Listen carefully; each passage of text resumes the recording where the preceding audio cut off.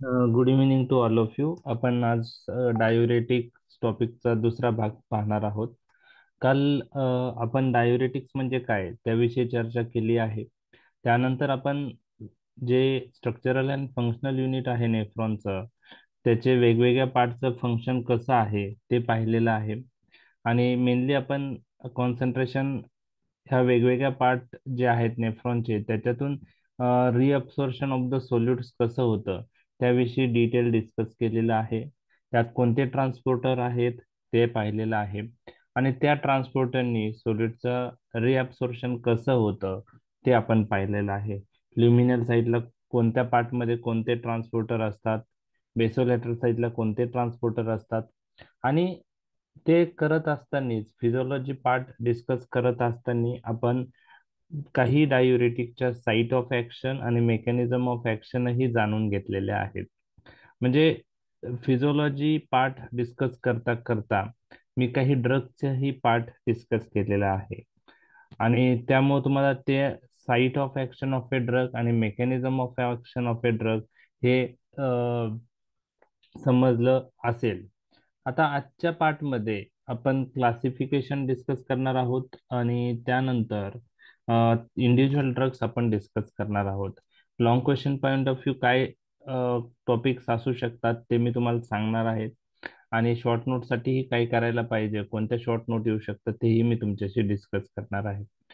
तर आपण जे क्लासिफिकेशन आहे ते वेगवेगळ्या बुक्समध्ये वेगवेगळ्या पद्धतीचं आहे. केडी त्रिपाठी थोडं वेगळं आहे, मी जे डिस्कस करतोय वेगळं आहे, परंतु ड्रग सगळे सेम आहे, फक्त मांडायची पद्धत वेगळी आहे. आता क्लासिफिकेशन जे आहे डायुरेटिक्स ड्रगचं, तर ते कशाच्या बेसिसवर केलेलं आहे. तर पहिला जो ग्रुप आहे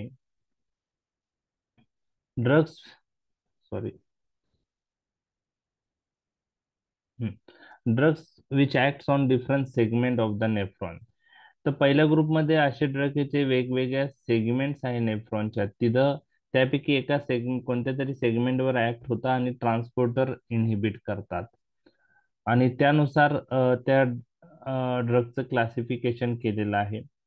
त्याचा पहिला जो ग्रुप आहे तो drugs which act on ascending thick limb of loop of Henley. कोणता group ascending thick limb of loop of हेनलेवर act होत होता? क्रुसेमाइड. फ्युरोसिमाइड. त्याला आपण काय नाव दिलं सुरज. होतं? ओके, टोरेसेनाइड, फ्युरोसिमाइड. ओके. आयसेलिन डायुरेटिक. हाय सिलिंग डायुरेटिक असंही म्हणतात त्याला. त्याला अजून लूप दुसरं नाव काय? लूप सोडियम डायुरेटिक पोटॅशियम असंही 2Cl म्हणतात. Minus inhibitor. आणि इनहिबिटर ऑफ विच को transporter? Sodium potassium sodium 2Cl minus potassium. Sodium 2Cl. Potassium 2Cl minus को ट्रान्सपोर्टर. ओके. ओके, ठीक आहे. तर हाय सिलिंग डायुरेटिक्स जे आहेत, हाय सिलिंग डायुरेटिक्स जे आहेत, त्यालाच आपण लूप डायुरेटिक असं म्हणतो. आता हाय सिलिंग डायुरेटिक्स म्हणजे जे आहे त्याला आपण लूप डायुरेटिक्स असंही म्हणतो. ते लूप ऑफ हिनलेवर ऍक्ट होतात. तर त्यांना हाय सिलिंग डायुरेटिक का म्हणतो हे कालच्या लेक्चरला मी डिस्कस केलंय, कारण ह्या ड्रग्समुळं मॅक्झिमम सोडियम लॉस होतं अराउंड 25% आणि अलॉंग विथ वॉटर लॉस होतं. त्यामुळे मॅक्झिमम इफेक्ट असल्यामुळे त्यांना हाय सिलिंग डायुरेटिक असं म्हणतात. म्हणून जे लूप ऑफ हिनलेवर ऍक्ट होणारे डायुरेटिक आहे त्यांना लूप डायुरेटिक असंही म्हणतात, त्यांना हाय सिलिंग डायुरेटिक असंही म्हणतात. अँड दे इनहिबिट विच को transport Na plus K plus 2Cl minus. चार ड्रग तुम्हाला लक्षात ठेवायचं आहे. फ्युरोसिमाइड, त्यानंतर बुमेटानाइड, टोरासेमाइड आणि इथाक्रायनिक ऍसिड. क्लिनिकल प्रॅक्टिसमध्ये फिरोसिमाइड आणि टोरासेमाइड खूप कॉमनली यूज होतो. Lasix is a brand name of furosemide. Dytor is very popular brand name of torasemide. आणि हे लूप डायुरेटिक आपण अलोन किंवा इन कॉम्बिनेशन विथ अदर डायुरेटिकही यूज करतो. तर हा पहिला ग्रुप आहे. दुसरा ग्रुप आहे की जो अर्ली पार्ट ऑफ डीसीटी वर ऍक्ट होतो. कोणते diuretic early part of DCT वर ऍक्ट होतो ते आपण काल पाहिलेलं आहे. थायझाइड. Thiazide group. थायराइड. त्यालाच कोणते म्हणतो आपण?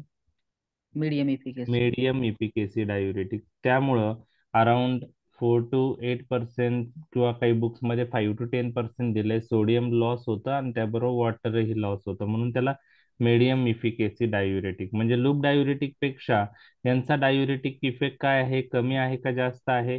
कमी आहे. कमी कमी आहे. आहे. आणि त्यांना थायाझाईड ग्रुप ऑफ डायुरेटिक असंही म्हणतात. आणि अर्ली डिसिटी मध्ये कोणतं को ट्रान्सपोर्ट ते इनहिबिट करतात? Sodium potassium. नाही, sodium chloride transport. Sodium chloride chloride. Chloride sodium तर क्लोराईड. इथं कन्फ्यूज नाही व्हायचं. थायाझाईड जे आहे, सोडियम क्लोराईड अर्ली डीसीटी मधला को ट्रान्सपोर्ट इनहिबिट करता, आणि लूप डायुरेटिक असेंडिंग लिम ऑफ लूप ऑफ हेनले मधला Na+K+2Cl- को ट्रान्सपोर्ट इनहिबिट करता. तर डायुरेटिक्स मध्ये thyroid group of diuretic they inhibit Na+Cl- को ट्रान्सपोर्ट, आणि लूप डायुरेटिक इनहिबिट Na+K+2Cl- को ट्रान्सपोर्ट. लक्षात आलं तुमच्या? हे एमसीक्यू साठी आलं तर लक्षात राहील. येस. ठीक आहे. आता यामध्ये एक्झाम्पल कोणते आहेत? तर यामध्ये एक्झाम्पल जे आहेत, तर एक्झाम्पल मध्ये तुम्हाला थायाझाईड ग्रुपचे जे डायुरेटिकचे नावं आहेत ते तुम्ही लिहिली डायरेक्ट तरी चालू शकतात. मग त्यात हायड्रोक्लोरोथायाझाईड आहे, क्लोरथॅलिडॉन आहे, इंडियापामाइड आहे, झिपॅमाइड आहे. जे बुक्समध्ये थायाझाईड ग्रुप ऑफ डायुरेटिकचे 2 ग्रुप केलेले आहे, त्यांमध्ये कोणते ते 2 ग्रुप आहे हे मी तुमच्याशी डिस्कस करत आहे. एक आहे, आता हे 2 ग्रुप लक्षात नाही राहिले तरी चालेल, डायरेक्ट नावं लिहिली तरी चालेल त्या ग्रुपमध्ये. आता हे ग्रुप कोणकोणते आहेत? थायाझाईड ग्रुप ऑफ डायुरेटिक हे 2 ग्रुपमध्ये डिवाइड होतात. एक आहे बेन्झोथायाडायाझाईन. ओके, बेन्झोथायाडायाझाईन. ओके. ओके, त्याला थायाझाईड्स असं म्हणतात. ओके, बेन्झोथायाडायाझाईन. त्यामध्ये हायड्रोक्लोरोथायाझाईड, ओके, त्यानंतर हायड्रोफ्लुमिथायाझाईड, नंतर बेंड्रोफ्लुमिथायाझाईड आणि बेन्झथायाझाईड आहेत. ओके, तर सगळ्यांचं स्पेलिंग थायाझाईडने एंड होतंय पहा. हायड्रोक्लोरोथायाझाईड, हायड्रोफ्लुमिथायाझाईड, बेंड्रोफ्लुमिथायाझाईड, बेन्झथायाझाईड. तर हे बेन्झोथायाडायाझाईन आहेत. आणि त्यानंतर त्या थायाझाईडचं थोडं केमिकल स्ट्रक्चर अल्टर करून थायाझाईड लाईक डायुरेटिक्स इंट्रोड्यूस झालेले मार्केटमध्ये. त्यांचं केमिकल स्ट्रक्चर थोडं थायाझाईड पेक्षा वेगळं आहे. त्यांना थायाझाईड लाईक डायुरेटिक्स म्हणतात. त्यामध्ये जे पॉप्युलर आहे क्लोरथॅलिडॉन, त्यानंतर मेटॅलोझोन, क्लोपॅमाइड, इंडियापॅमाइड, झिपॅमाइड. तर क्लोपॅमाइड, इंडियापॅमाइड आणि झिपॅमाइड सगळे माइडने एंड होत आहे. क्लोपॅमाइड, इंडियापॅमाइड आणि झिपॅमाइड. तर thiazide group of diuretics acts on early part of DCT, and they are also called as medium efficacy diuretics. They act by inhibiting Na plus Cl minus sympod. There are 2 groups, बेन्झोथायाडायाझाईन त्याला थायाझाईड्स म्हणतात, आणि दुसरा थायाझाईड likes ते त्याला हेट्रोसायक्लिक्स म्हणतात. तर दोघांमध्ये थोडा केमिकल स्ट्रक्चरचा चेंज आहे, ऍक्शन सेम आहे. बेन्झोथायाडायाझाईन मध्ये हायड्रोक्लोरोथायाझाईड, हायड्रोफ्लुमिथायाझाईड, बेंड्रोफ्लुमिथायाझाईड आणि बेन्झथायाझाईड. आणि हेट्रोसायक्लिक थायाझाईडला एक ग्रुप जो आहे त्यामध्ये क्लोरथॅलिडॉन, मेटॅलाझोन, क्लोपॅमाइड, इंडियापॅमाइड, झिपॅमाइड.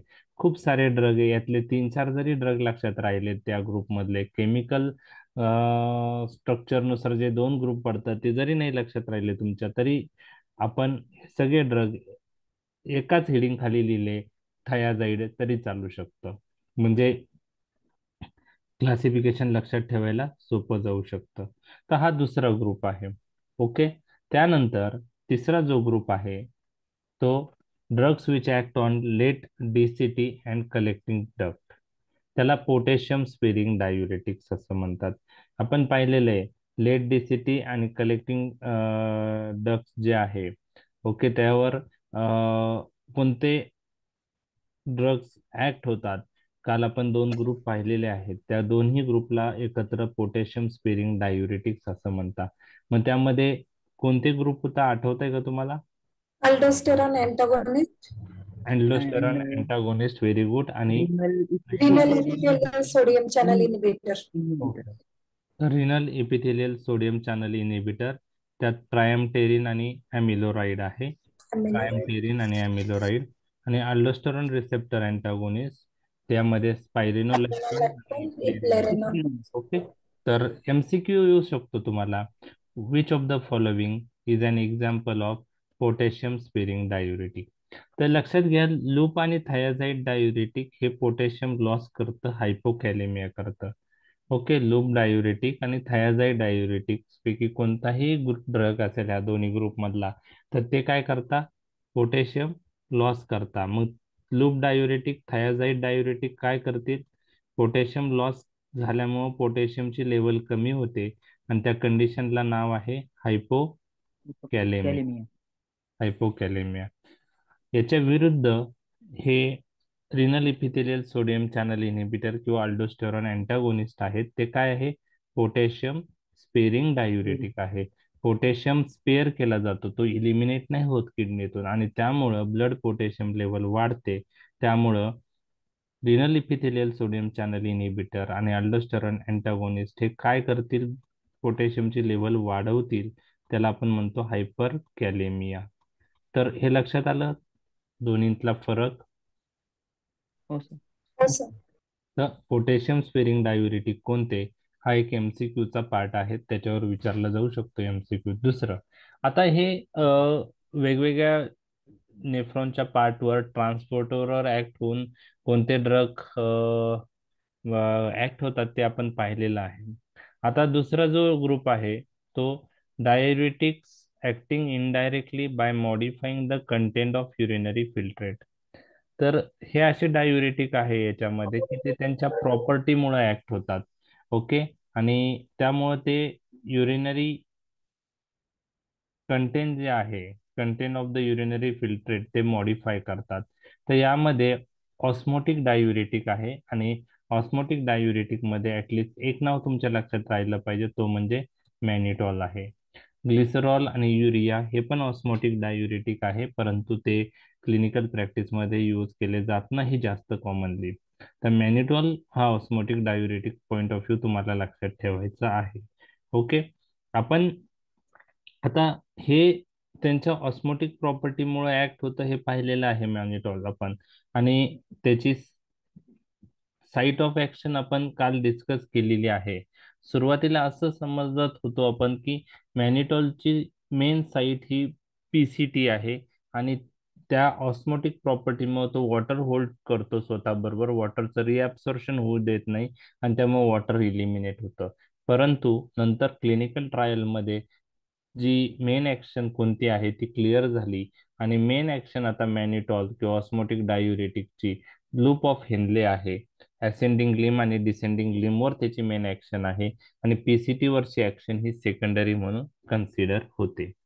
त्यानंतर वीक डायुरेटिक, जे diuretic point of view use होत नाही, त्याला non diuretic point of view use केला जातो.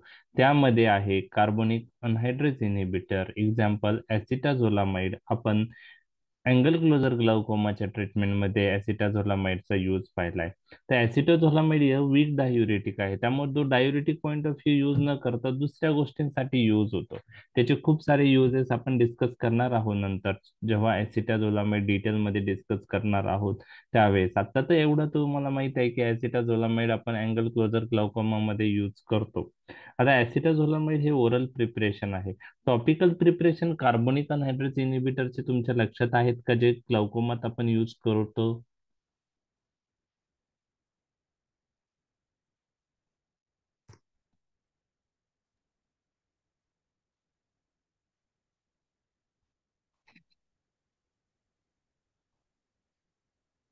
आठवतंय, ब्रिनझोलामाइड किंवा Torzolamide. गॉरझोलामाइड. हे टॉपिकल प्रिपरेशन आहे कार्बोनिक अनहायड्रेज इनिबिटरचे. ते आपण कसे यूज करतो, टॉपिकली इन द आय.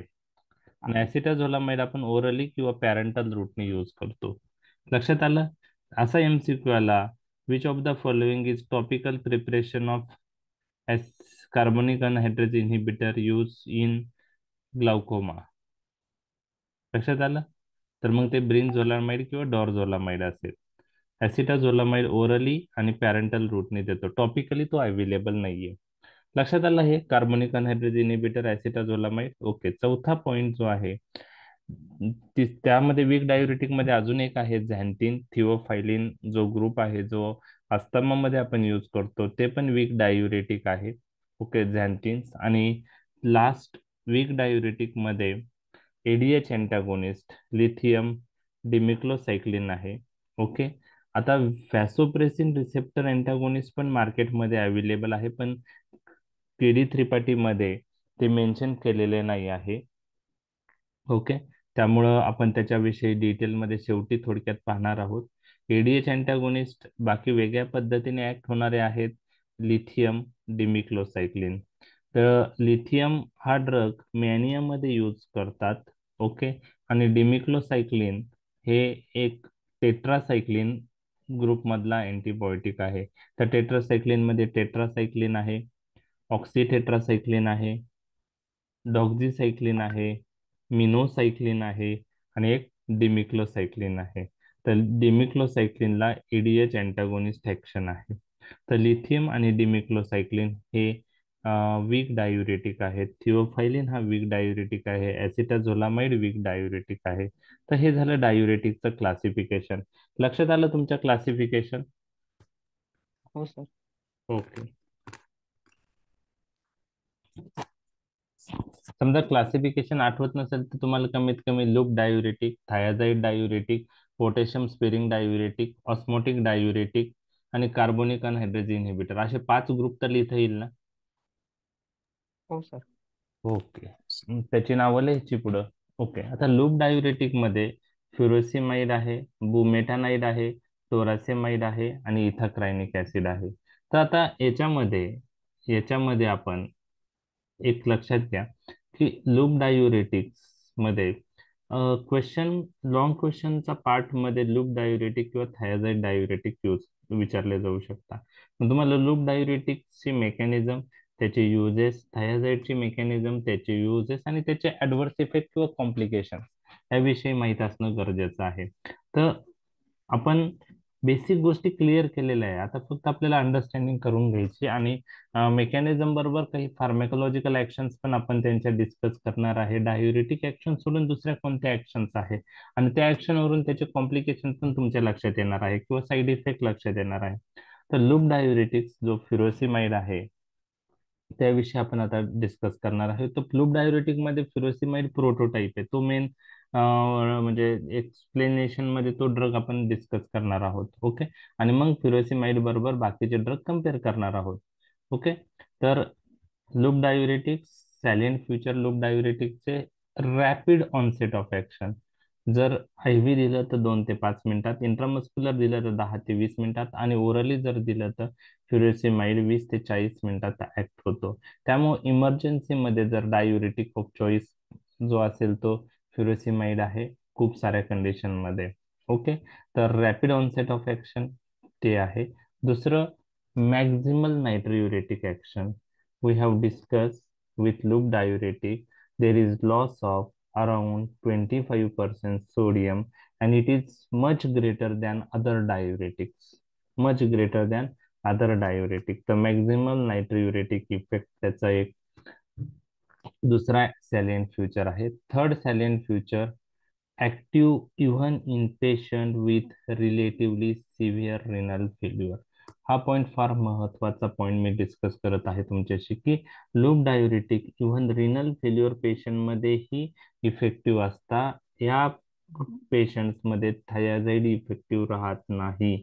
मग तुम्हाला कोणी विचारलं की सिव्हिअर रिनल फेल्युअरच्या पेशंट मध्ये डायुरेटिक ऑफ चॉईस कोणता असेल तर तुमचा आन्सर काय असलं पाहिजे? Loop diuretic. So loop diuretics, they are active even in patients with relatively severe renal failure. In these patients, thiazides are not effective. Thiazide rather aggravate the condition. So thiazides are not useful in severe renal failure patient. We required loop diuretics. Okay. The third salient feature आपण discuss केलेला आहे. चौथं salient feature आपण पाहणार आहोत. Duration of action is short. So duration of action of loop diuretics is short. If we consider furosemide, duration of action is 4 to 6 hour. 4 to 6 hour. Okay, this is the drawback, we can say, short duration of action. Okay, the brand name of furosemide is Lasix. So from that you can remember the action lasts for 6 last for 6 hours. So short duration of action. As compared to that, thiazide diuretics are longer acting. This difference also you have to remember. Loop diuretics are shorter acting. Thiazide diuretics are longer acting.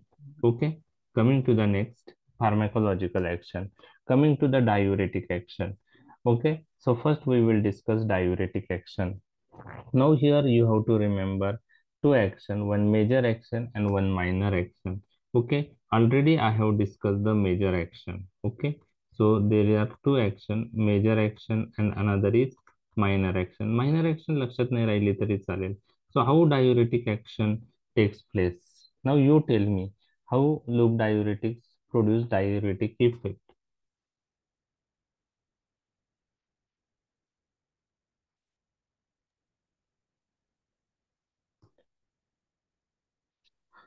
कोणी सांगू शकतो का diuretic It blocks, it blocks the sodium potassium to chloride channel and Inhibiting. increases the water reabsorption. increases Water reabsorption. Water reabsorption वाढलं पाहिजे का कमी झालं पाहिजे डायुरेटिक मुळे? Water absorption कमी होणार सर. कमी होईल. सोडियम आणि वॉटर ऍब्सॉर्प्शन Sodium कमी water luminal side. ओके, ठीक आहे. ओके, तर आता तुम्हाला याचं ओव्हरऑल हे तर माहिती आहे, साईट ऑफ ऍक्शन. ओके, आता आपण पाहिलेलं आहे की diuretic, loop diuretic acts on ascending thick limb of loop of Henle. So you have to write. Okay, कसं लिहायचं ते तुम्हाला मी सांगतो. आता साईट ऑफ ऍक्शन माहित आहे. ओके, तर पहिले काय करायचंय की तो डायुरेटिक ऍक्ट होण्यासाठी पहिले ट्युब्युल मध्ये एंटर झाला पाहिजे, बरोबर आहे.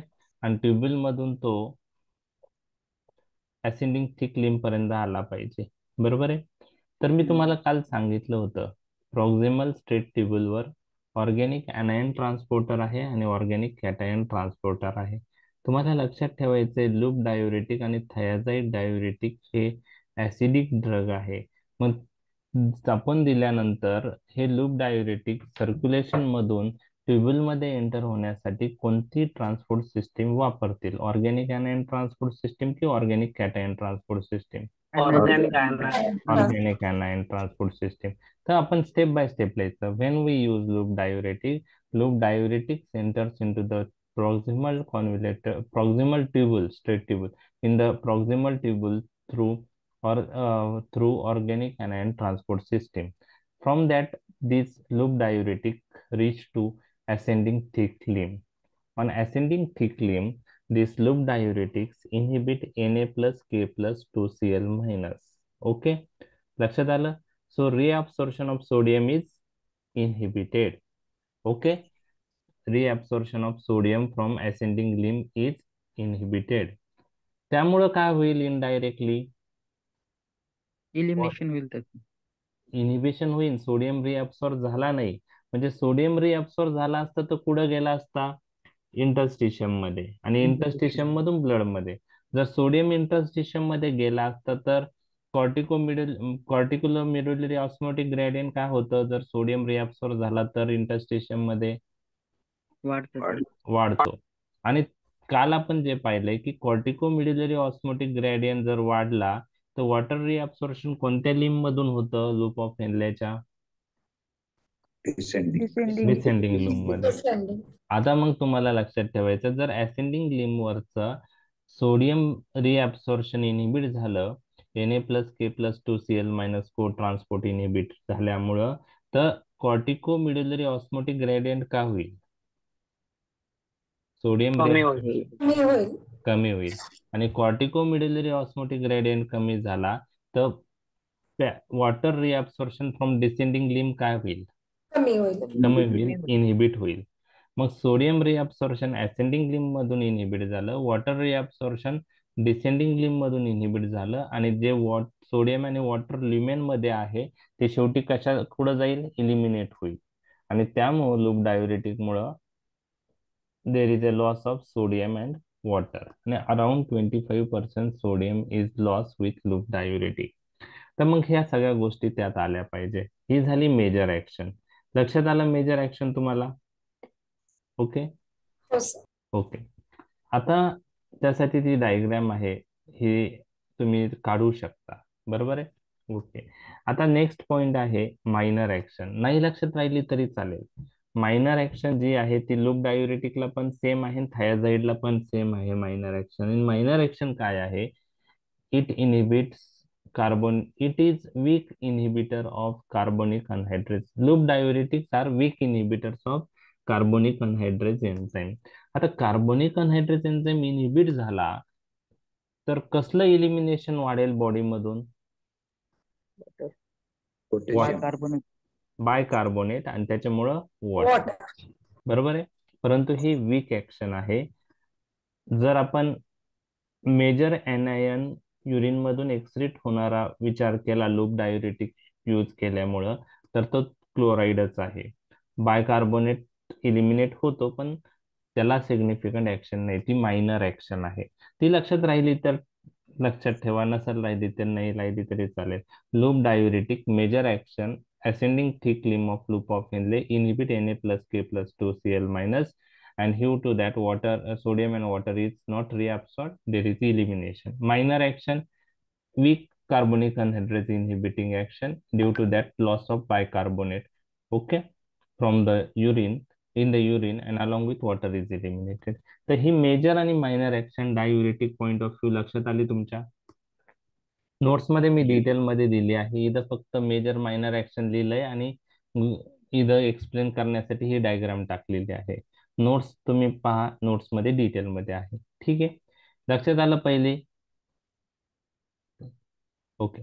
आता दुसरं जे आहे, तर दुसरी जी गोष्ट आहे की ही डायुरेटिक ऍक्शन तर झाली. आता अदर फार्मेकोलॉजिकल ऍक्शन मध्ये लूप डायुरेटिक आणि थायाझाईड डायुरेटिक दोघंही हायपोकॅलेमिया करतात. दोघंही काय करतात? हायपोकॅलेमिया. आता हे हायपोकॅलेमिया कसं होतं मी तुमच्याशी डिस्कस करणार आहे. तर हायपोकॅलेमिया का होतं त्याविषयीचं रिझन हे खूप जणांना लक्षात नाही येत की हे हायपोकॅलेमिया का होतं. तुम्हाला असं वाटेल इथं Na+K+2Cl मायनस हे म्हणजे पोटॅशियम रिअब्सॉर्ब नाही झाला म्हणजे पोटॅशियम इलिमिनेट होईल, हायपोकॅलेमिया होईल, बरोबर. थायाझाईडचं तिथं कोणतं को ट्रान्सपोर्ट इनहिबिट होतोय? Na+Cl minus. तिथं काही पोटॅशियमचा रोल आहे का? पोटॅशियम इनहिबिट होतं का रिअब्सॉर्प्शन? नाही, तिथं Na+Cl मायनस आहे, पण तो पण हायपोकॅलेमिया करतो. तर हायपोकॅलेमियाचं रिझन काय आहे हे मी तुमच्याशी डिस्कस करतो. तर हायपोकॅलेमिया पॉइंट ऑफ व्ह्यू तुम्हाला लक्षात ठेवायचं आहे की हायपोकॅलेमिया पॉइंट ऑफ व्ह्यू लक्षात ठेवायचं की लूप डायुरेटिक, थायाझाईड डायुरेटिक हायपोकॅलेमिया कसं प्रोड्यूस करतो. तर पहिले आपण लूप डायुरेटिकचं कॉन्सन्ट्रेट करूया. आता तुम्ही मला सांगा असेंडिंग थिक लिम्ब मधून सोडियमचं रिअब्सॉर्प्शन काय होतं लूप डायुरेटिक यूज केले तर? इनहिबिट होतं. इनहिबिट. मग सोडियमचं कॉन्सन्ट्रेशन ल्युमेन मधलं काय होतं? वाढतं. मग हा सोडियम असेंडिंग थिक लिम्ब मधून कुठं जाणार आहे? अर्ली डीसीटी मध्ये जाणार. अर्ली डीसीटीतून कशात जाणार? लेट डीसीटी मध्ये. लेट डीसीटी मध्ये जाणार. ओके, लेट डीसीटी आणि कलेक्टिंग ट्युब्युल मध्ये जाणार. आता मी त्यावेळेस तुम्हाला काल सांगितलं होतं जेव्हा लेट डीसीटी आणि कलेक्टिंग ट्युब्युल मध्ये सोडियम कॉन्सन्ट्रेशन जास्त आलेलं लक्षात येतं तेव्हा बॉडी काय रिलीज करते? एडीएच. नाही, एडीएच नाही, अल्डोस्टेरॉन रिलीज करते, बरोबर आहे. तर लेट डीसीटी आणि कलेक्टिंग ट्युब्युलशी रिलेटेड अल्डोस्टेरॉन रिलीज होतं. ज्यावेळेस बॉडीला असं लक्षात येतं की ल्युमेन मध्ये लेट डीसीटीच्या आणि कलेक्टिंग ट्युब्युलच्या ल्युमेन मध्ये सोडियम जास्त दिसून आलं, तर बॉडी काय रिलीज करते? अल्डोस्टेरॉन. आणि अल्डोस्टेरॉन काय करतं? अल्डोस्टेरॉन काय करतं? अल्डोस्टेरॉन काय करतं? काल आपण पाहिलेलं आहे. अल्डोस्टेरॉन काय करतं? अल्डोस्टेरॉन बेसोलॅटरल साइट मधून आत येतं, त्याच्या रिसेप्टरवर ऍक्ट करतं. अल्डोस्टेरॉन इंड्यूस प्रोटीन सिंथेसिस वाढवतं, त्यात सोडियम चॅनलची सिंथेसिस वाढते, पोटॅशियम चॅनलची सिंथेसिस वाढते, सोडियम पोटॅशियम ईटीपेज पंपची सिंथेसिस वाढते आणि सोडियम पोटॅशियम पंप ल्युमिनल साइटला इन्सर्ट होतात. Na+K+ ईटीपेज पंप बेसोलॅटरल साइटला इन्सर्ट होतात आणि त्यामुळं सोडियमचं काय होतं? इथं जे सोडियम एक्स्ट्रा आलेलं आहे, आपल्याला वाटतं सोडियम ऍब्सॉर्प्शन होतं. रिअब्सॉर्प्शन, काही सोडियम त्यातला रिअब्सॉर्ब व्हायला चालू होतं. मग सोडियम रिअब्सॉर्ब होतो, त्या बदल्यात पोटॅशियम पोटॅशियम पोटॅशियम रिलीज काय? होतं. पोटॅशियम रिलीज होतं. पोटॅशियम रिलीज होतं आणि हा पोटॅशियम लॉस होतं. बरोबर आहे? मग त्याच्यामुळं काय होतं? त्याच्यामुळं काय होतं? हायपोकॅलेमिया. हायपोकॅलेमिया. आता इनिशियली काय होतं की हा सोडियम पोटॅशियम बरोबर रिप्लेस होतो आणि जेव्हा बॉडीला असं लक्षात येतं की अरे ब्लड मधली पोटॅशियम लेवल कमी झाली, त्यावेळेस बॉडी काय करते? हा सोडियम कशा बरोबर रिप्लेस करते? H+ बरोबर. H+. इंटरकॅलेटेड सेलवर आपण पाहिलं H+.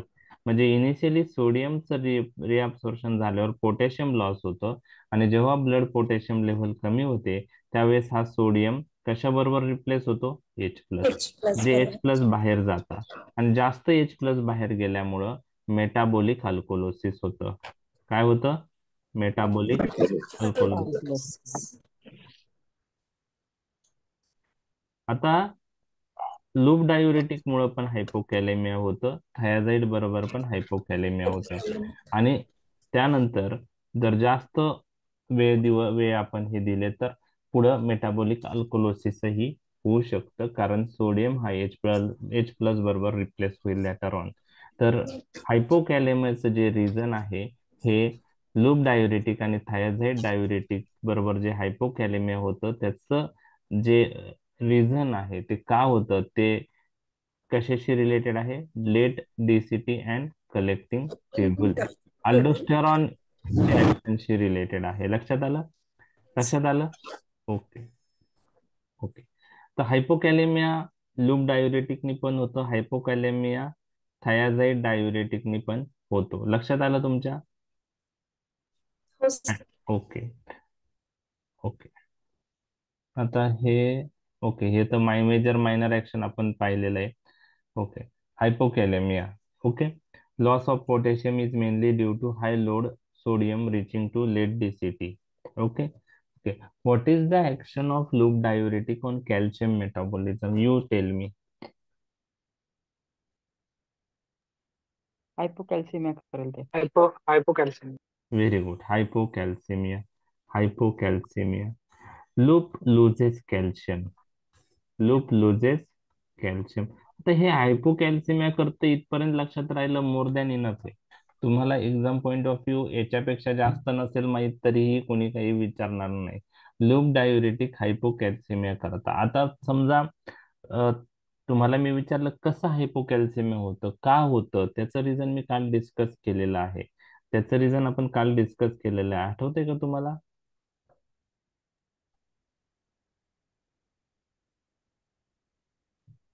पोटेन्शियल होत नाही ते. Yes, very good. काल आपण पाहिलेलं आहे की नॉर्मली काय असतं की सोडियम इथं असेंडिंग थिक लिम्ब मधून सोडियम पोटॅशियम 2 क्लोराईड ऍब्सॉर्ब होता, इपिथेलियल सेल मध्ये येतात. त्यापैकी सोडियम हा इंटरस्टिशियम मध्ये जातो Na+K+ एटीपेजनी आणि त्या बदल्यात पोटॅशियम इंटरस्टिशियम मधून कुठे येतो? इपिथेलियल सेल मध्ये. इपिथेलियल सेल मध्ये पोटॅशियमची लेवल वाढते. मग त्याला टॅकल करण्यासाठी काही पोटॅशियम परत इंटरस्टिशियम मध्ये जातो क्लोराईड बरोबर, पोटॅशियम क्लोराईड सिम्पोर्टनी, आणि काही पोटॅशियम ल्युमिनल साइडच्या पोटॅशियम चॅनलनी पुढे येतो ल्युमेन मध्ये. परंतु आता सुरुवातीला दोन Na+K+2Cl- आत गेले होते, 2 पॉझिटिव्ह आत गेले होते, 2 निगेटिव्ह आत गेले होते. परंतु शेवटच्या प्रोसेसला पोटॅशियम परत बाहेर आला, त्यामुळे ल्युमेन पॉझिटिव्ह पोटेन्शियल बनत होतं आणि lumen positive potential acts as a driving force for reabsorption of calcium आणि मॅग्नेशियम थ्रू पॅरासेल्युलर स्पेस. आता जर हा ट्रान्सपोर्ट इनहिबिट झाला लूप डायुरेटिकने, तर हे सगळ्या प्रोसेस होणार नाही आणि त्याच्यामुळे ल्युमेन पॉझिटिव्ह पोटेन्शियल तयार होईल का? नाही. नाही. आणि त्यामुळे कॅल्शियम मॅग्नेशियम पॅरासेल्युलर स्पेस मधून रिअब्सॉर्ब होतील का? नाही. नाही. आणि त्याच्यामुळं कॅल्शियम मॅग्नेशियम लॉस होतं, त्यामुळे हायपोकॅल्सिमिया होतं. आणि थायाझाईड डायुरेटिक काय करता काल मी सांगितलेलं आहे. थायाझाईड काय करतात? हायपो करता का हायपर? हायपर हायपो का hyper? Hyper thyroid. High loop diuretic loses calcium produce hypocalcaemia. थायाझाईडला ऑपोजिट ऍक्शन आहे. Thiazide diuretic produce hyper calcaemia. They increase parathyroid इरिटेड कॅल्शियम रिअब्सॉर्प्शन. तर हे एमसीक्यू ला सगळ्या गोष्टी येणार आहे. आपलं सगळं कॉन्सन्ट्रेशन जे आहे ते एमसीक्यू पण कव्हर करण्यावर आहे. ओके, तर मी हे 5 मिनिटात पण काल झालं तर फास्ट घेतलं असतं, पण तुम्हाला ते क्लिअर झालं पाहिजे, म्हणजे एक्झाम मध्ये तुम्हाला ते क्लिक झालं पाहिजे. ओके, आता नेक्स्ट जी ऍक्शन आहे, आता लूप डायुरेटिक हायपोकॅल्सिमिया करता इतकं तर क्लिअर झालं, आणि थायाझाईड हायपर कॅल्सिमिया करता हे तर क्लिअर झालं. हो. ओके, आता hyper uricaemia is seen with loop diuretic as well as thiazide diuretic. Okay, तर आता हायपर युरेसिमिया का होतं, त्याचं काय रिझन आहे? तर एक रिझन मी तुमच्याशी डिस्कस करतोय, म्हणजे 2 रिझन आहे. त्यापैकी आता आता हे सगळ्या गोष्टी जे आहेत ना, तुम्हाला कोणीही एक्सप्लेनेशन मागणार म्हणजे एक्झाम मध्ये लिहायचं नाही हे सगळ्या गोष्टी. म्हणजे एक्झाम मध्ये काय आहे की मेकॅनिझम ऑफ ऍक्शन डायुरेटिकची तुम्ही लिहिली, क्लासिफिकेशन डायुरेटिकची ऍक्शन काय आहे ती, आणि फार्मॅकोलॉजिकल ऍक्शन डिटेल मध्ये बाकीच्या नाही लिहिल्या तरी चालू शकतं, फक्त माहिती होण्यासाठी. कारण ऍडव्हर्स इफेक्ट मध्ये तुम्हाला हायपर युरेसिमिया लिहिणं गरजेचं आहे, त्याच्यामुळे गाऊट होऊ शकतो. बरोबर आहे. तर हायपर युरेसिमिया का होतं डायुरेटिक्स यूज केल्यानंतर? तुम्ही आता पहा, जे लॉंग टर्म डायुरेटिक्स वर पेशंट आहे त्यांची युरिक ऍसिड लेवल चेक करतात, पाहिलंय कधी तुम्ही? हो सर. ओके, म्हणजे त्यांना हायपर युरेसिमिया होता डायुरेटिक्स यूज केल्यामुळे. मग त्याचं रिझन काय आहे ते मी तुमच्याशी डिस्कस करतोय. तर एक लक्षात घ्या की ज्यावेळेस आपण डायुरेटिक यूज करतो त्यावेळेस आपल्या बॉडीमधून सोडियम आणि वॉटर लॉस होतं, हे आपण पाहिलेलं आहे. बरोबर आहे. आता सोडियम आणि वॉटर लॉस झालं आणि डायुरेटिक दिल्यानंतर त्याची ऍक्शन संपली, डायुरेटिकचा इफेक्ट संपला. आता त्यावेळेस त्यावेळेस काय होतं की बॉडीला आता एक हिंट मिळाली आली आहे की आपल्या शरीरातून काय लॉस झालेला आहे? सोडियम आणि सोडियम वॉटर. आणि म्हणजे फिजिओलॉजी डिस्टर्ब झाली का नाही बॉडीची? हो. आणि ज्यावेळेस फिजिओलॉजी डिस्टर्ब होते, बॉडी आपली फिजिओलॉजी परत नॉर्मल करायची ट्राय करते. मग यावेळेस काय होतं की ज्यावेळेस बॉडीकडं डायुरेटिक यूज केल्यामुळे सोडियम आणि वॉटर लॉस होता, त्यानंतर डायुरेटिकचा इफेक्ट संपल्या संपल्या बॉडी कॉम्पेन्सेटरी मेकॅनिझम स्टार्ट करते. त्यात मी डिटेल जाणार नाही, तुम्हाला फक्त लक्षात ठेवायचं कॉम्पेन्सेटरी मेकॅनिझम स्टार्ट करते. आता कॉम्पेन्सेटरी मेकॅनिझम मध्ये काय होतं की त्यामध्ये रास सिस्टीम ऍक्टिव्हेट होते, त्यात अल्डोस्टेरॉन रिलीज होतं, अँजिओटेन्सिन 2 जो आहे तो ऍक्टिव्हेट होतो, आणि ते सोडियम आणि वॉटर रिटेन्शन करायला प्रयत्न करतात. काय करतात? सोडियम आणि वॉटर काय करायला प्रयत्न करतात? रिटेन. कारण बॉडीला परत ते सोडियम वॉटर लेवल नॉर्मल कडे न्यायचा ट्राय करायचा आहे. बॉडीला आपली बॉडी जी फिजिओलॉजी आहे आपली ती डिस्टर्ब झाली तर परत नॉर्मल करायचं ट्राय करते. बरोबर आहे. जसं आपण हायपोग्लायसिमिया मध्ये पेशंट गेला तर आपण पाहिलं की सिम्पॅथेटिक सिस्टीम ऍक्टिव्हेट होऊन ऍक्टिव्हेट होऊन रिकव्हरी होते म्हणजे बॉडी परत आपल्याला पूर्वपदावर आणायचं ट्राय करते. तर इथं पण तसं आहे, डायुरेटिकचा इफेक्ट संपला की कॉम्पेन्सेटरी मेकॅनिझम स्टार्ट होते आणि ती काय करते? सोडियम वॉटर रिअब्सॉर्ब करते, प्रॉक्सिमल कॉन्व्होल्युटेड ट्युब्युल मधून. आणि सोडियम वॉटर रिअब्सॉर्ब होत असताना युरिक ऍसिड पण रिअब्सॉर्ब होतं. आणि युरिक ऍसिड रिअब्सॉर्ब झालं तर काय होईल मग? हायपरयुरेसिमिया. हायपरयुरेसिमिया. म्हणजे ही कॉम्पेन्सेटरी मेकॅनिझम मध्ये सोडियम वॉटर रिअब्सॉर्ब होत आणि युरिक ऍसिड रिअब्सॉर्ब होतं, हे एक ऍक्शन आहे. आणि दुसरं जे आहे की हे डायुरेटिक्स युरिक ऍसिडचं एक्सक्रीशन इंटरफिअर करतात, लूप डायुरेटिक थायाझाईड, आणि ते पण हायपरयुरेसिमिया होण्यासाठी कंट्रीब्युट होतो, तो पण फॅक्टर. म्हणजे एक रिअब्सॉर्प्शन ऑफ युरिक ऍसिड होतं पीसीटी मधून, आणि loop diuretic thiazide diuretic uric ऍसिडचं एक्सक्रीशन इनहिबिट करतात, आणि त्यामुळे हायपरयुरेसिमिया होऊ शकतो. लूप डायुरेटिक बरोबर पण होऊ शकतो, आणि थायाझाईड डायुरेटिक बरोबरही हायपरयुरेसिमिया होऊ शकतो. त्यानंतर हायपरग्लायसेमिया. लूप डायुरेटिक पण हायपरग्लायसेमिया करतात, थायाझाईड डायुरेटिक पण हायपरग्लायसेमिया करतात. लूप डायुरेटिक पण हायपरग्लायसेमिया करतात, थायाझाईड पण हायपरग्लायसेमिया करतात. तर हायपरग्लायसेमिया का होतं ते मी तुमच्याशी डिस्कस करत आहे, की हायपरग्लायसेमिया होण्यामागचं रिझन लूप डायुरेटिक आणि थायाझाईड डायुरेटिक हायपोकॅलेमिया करता, हे तुम्हाला माहित असणं गरजेचं आहे. आपण पाहिलं लूप आणि थायाझाईड डायुरेटिक काय करतायत? हायपोकॅलेमिया. आणि जेव्हा हायपोकॅलेमिया होतं तेव्हा पॅन्क्रियाज मधल्या बीटा सेल मध्ये प्रो इन्सुलिनचं कन्व्हर्जन इन्सुलिन मध्ये होत नाही.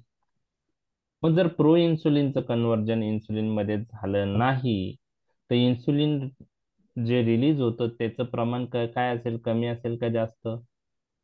कमी. असेल. कमी. आणि इन्सुलिन कमी झाला रिलीज, तर ग्लुकोज युटिलाइज होईल का? नाही होणार. नाही होणार. मग hyperglycaemia is seen with loop diuretic आणि थायाझाईड, कारण दोघं हायपोकॅलेमिया करतात, आणि हायपोकॅलेमियामुळं प्रो इन्सुलिनचं कन्व्हर्जन इन्सुलिन मध्ये होत नाही बीटा सेल मध्ये, आणि त्यामुळं इन्सुलिन कमी प्रमाणात रिलीज होतं बीटा सेल मधून. आणि इन्सुलिन हा ग्लुकोज युटिलायझेशन साठी महत्वाचा घटक आहे, आणि इन्सुलिन रिलीज झाला नाही तर ग्लुकोजचं युटिलायझेशन व्यवस्थित होणार नाही, ग्लुकोज ब्लड मध्येच राहील आणि हायपरग्लायसेमिया होऊ शकतं. लक्षात आलं तुमच्या? Yes sir. ओके. ओके. त्याचनंतर loop diuretic and thiazide diuretic also responsible for hyperlipidemia. Exact mechanism is not clear, पण दोघंही हायपरलिपिडेमिया करतात. ओके. त्यानंतर 7वा जो पॉइंट आहे तो रिनल सिस्टीमशी रिलेटेड आहे. रिनल सिस्टीम वर मला तुम्हाला लूप आणि थायाझाईड डायुरेटिक्स मधला फरक सांगायचा आहे. लूप डायुरेटिक्स रिनल सिस्टीमचा जर विचार केला तर लूप डायुरेटिक्स हे GFR वाढवतात. काय करतात? GFR वाढवतात. लूप डायुरेटिक यूज केल्याने ग्लोमेरुलर फिल्ट्रेशन रेट हे वाढतं, परंतु थायाझाईड डायुरेटिक्स यूज केल्यामुळं ग्लोमेरुलर फिल्ट्रेशन रेट वाढत नाही, रॅदर तो कमी होतो. तर एक्झॅक्ट तो डिफरन्स काय आहे त्याचं एक्झॅक्ट मेकॅनिझम पण क्लिअर नाही. फक्त एक गोष्ट आहे, लूप डायुरेटिक GFR मेंटेन करतात, GFR वाढवतात, आणि त्यामुळं रिनल फेल्युअर मध्ये जर दोघांपैकी चांगला डायुरेटिक कोणता, तर त्याचा आन्सर काय आहे? Loop direct. डायुरेटिक. कारण even in renal failure patient loop diuretics maintain glomerular filtration rate. Okay, लक्षात आलं? ओके. त्याचप्रमाणे आता हे GFR शी रिलेटेड मी तुम्हाला सांगितलं. आता त्या व्यतिरिक्त जर ब्लड व्हेसलची रिलेटेड लूप डायुरेटिकची अजून ऍक्शन तुम्हाला लक्षात ठेवायचे असेल, म्हणजे GFR वाढवतं हे किडनीशी रिलेटेड आहे. ओके, किडनीशी रिलेटेड.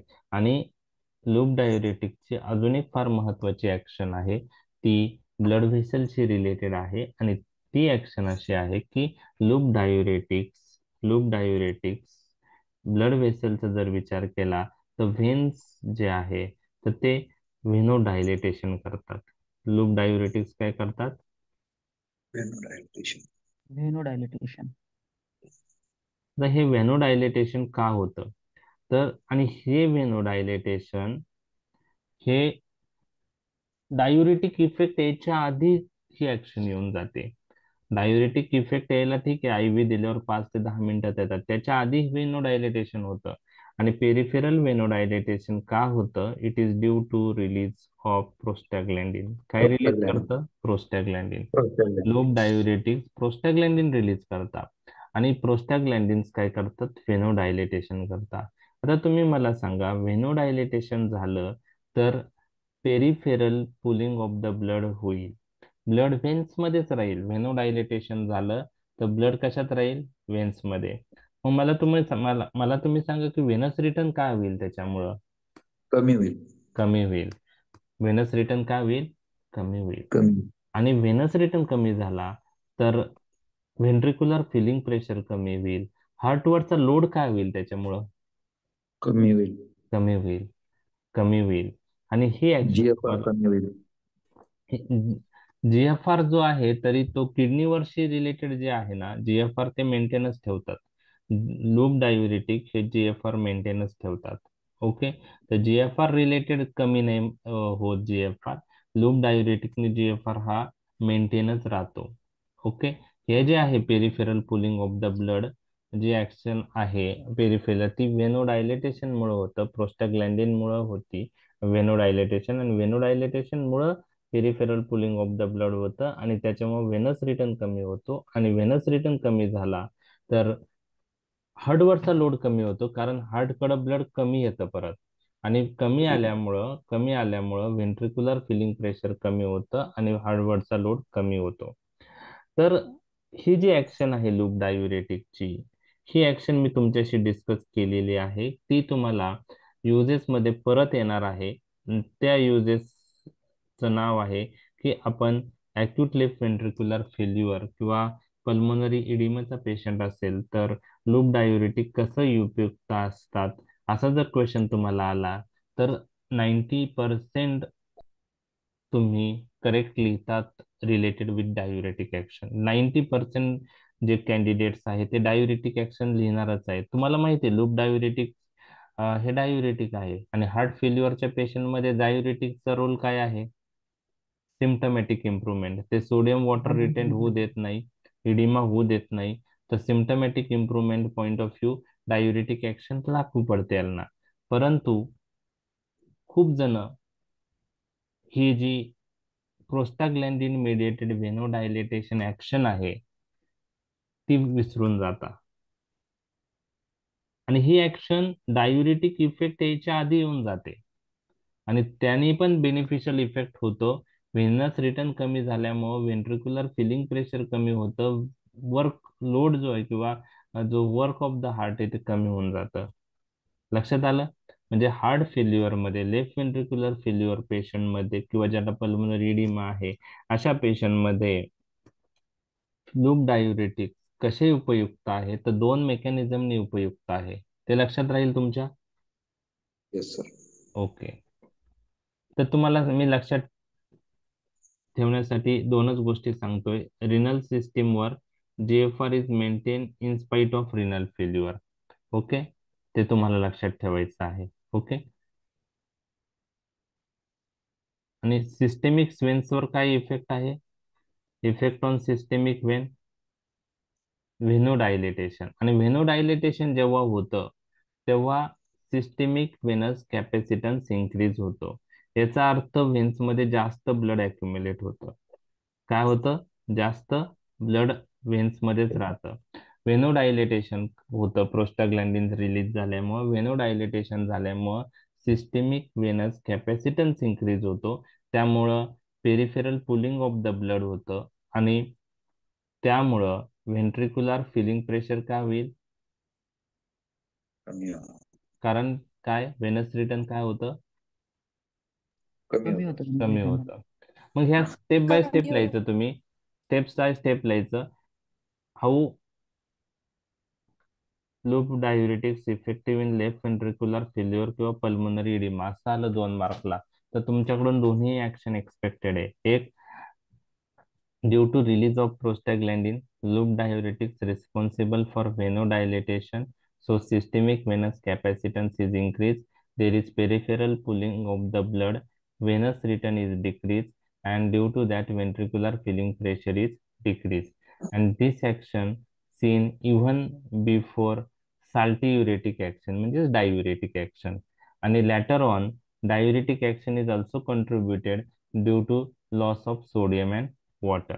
तर हे दोन्ही ऍक्शन तुम्हाला लिहायचे आहेत. ज्यावेळेस आपण यूज पाहू त्यावेळेस तुम्हाला ह्या दोन्ही ऍक्शन्स आल्या पाहिजे. ह्या दोन्ही ऍक्शन्स आल्या पाहिजे. Okay okay. लक्षात आलं हे 7 ऍक्शन लूप डायुरेटिकच्या?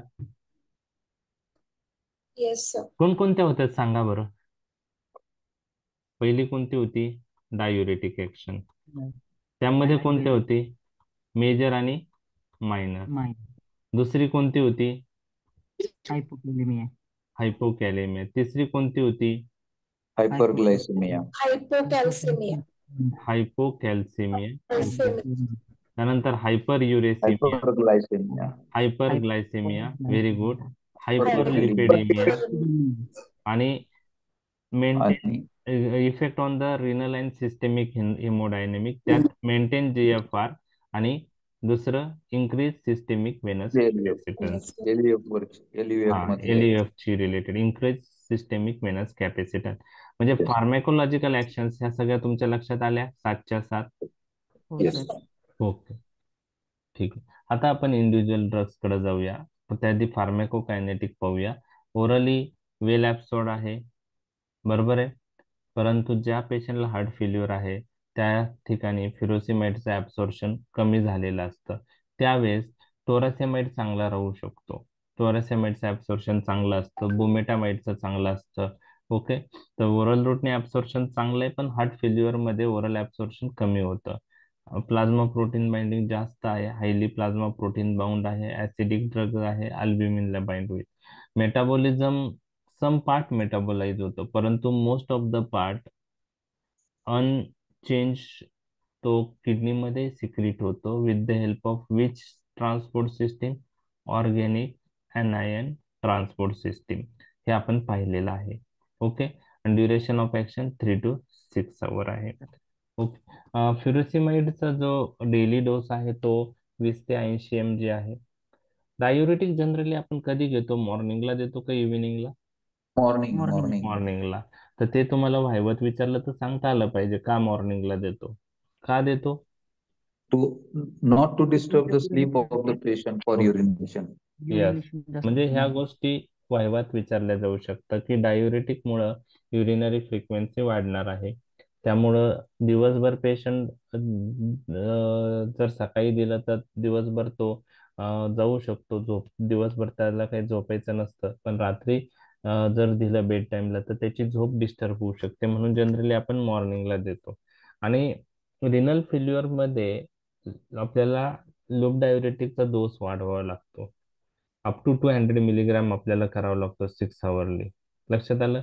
पल्मोनरी एडेमात आपण 40 ते 80 मिलीग्राम यूज करतो. ओके, तर तुम्ही सगळ्यांनी फ्युरोसिमाइड यूज केला असेल. बुमेटानाइड यूज केलंय का तुम्ही कोणी? का जास्त टोरासेमाइड करता त्यापेक्षा?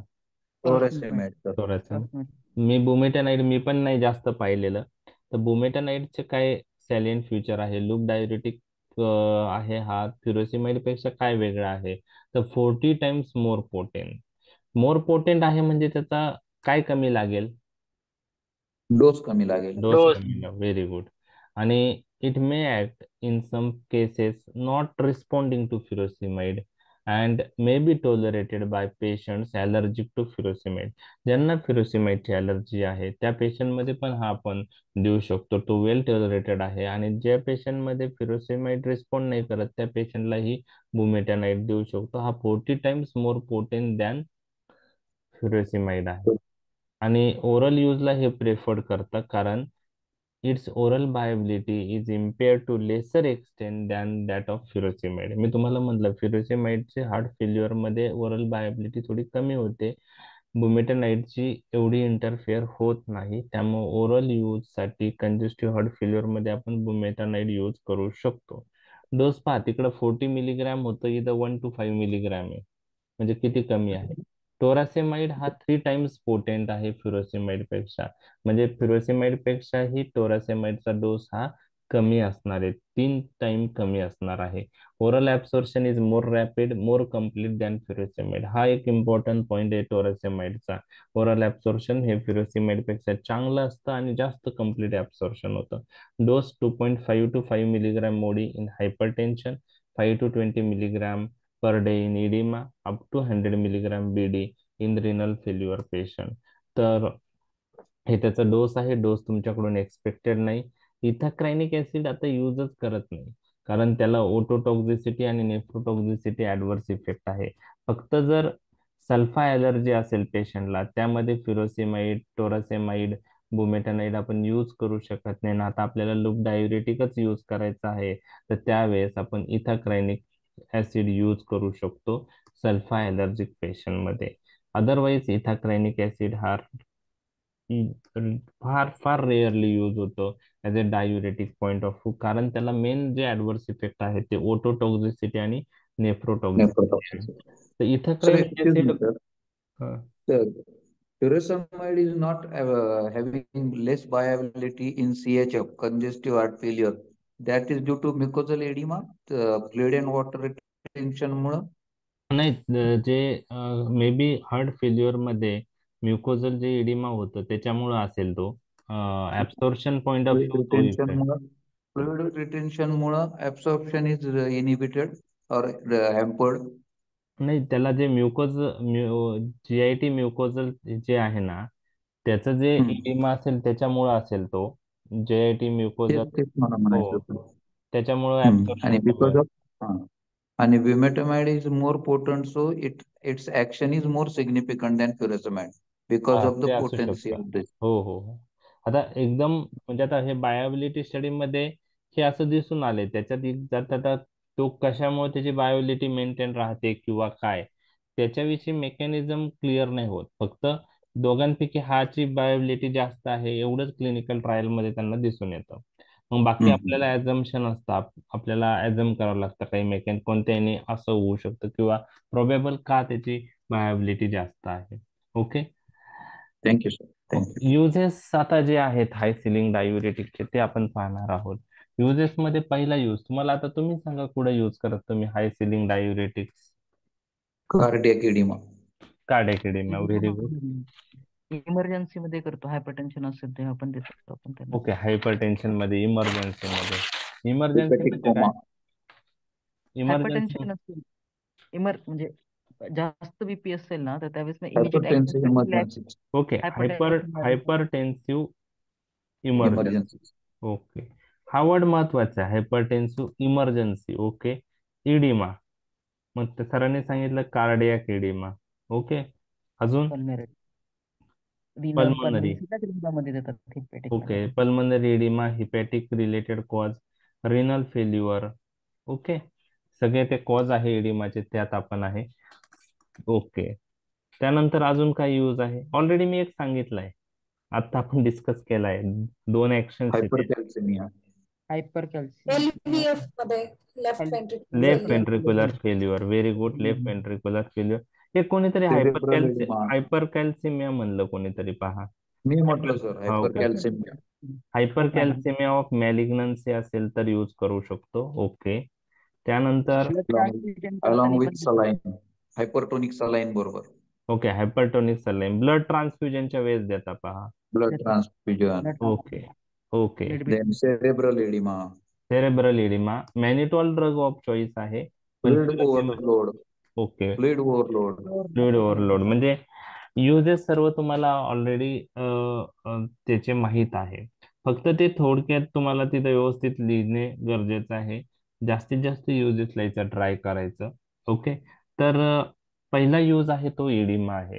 तर एक लक्षात घ्या की furosemide is a diuretic which is use irrespective of the aetiology of oedema. Cardiac oedema असेल, हिपॅटिक इडिमा असेल, रिनल इडिमा Cerebral असेल, तरी edema. आपण सेरेब्रल इडिमा मध्ये ड्रग ऑफ चॉईस मॅनिटॉल आहे, फ्युरोसिमाइड आहे, Mannitol. ऍडज्युव्हंट आहे, as a Adjuvant. Okay. Okay. Yes. तर हाय सिलिंग डायुरेटिक आपण सीएचएफ पेशंट मध्ये प्रेफर करतो, का इफेक्टिव्ह आहे ते लिहायचं. मग ते responsible for mobilisation of the oedema fluid. Thiazide आपण यूज करू शकतो, परंतु मेनली आपण मेंटेनन्स पर्पज साठी यूज करतो. Okay. Many times thiazide effective राहत नाही. ओके. नेफ्रोटिक किंवा other forms of resistance oedema जे आहेत त्यामध्येही हाय सिलिंग डायुरेटिक्स आपण प्रेफर करतो. Nephrotic and other form of resistant oedema.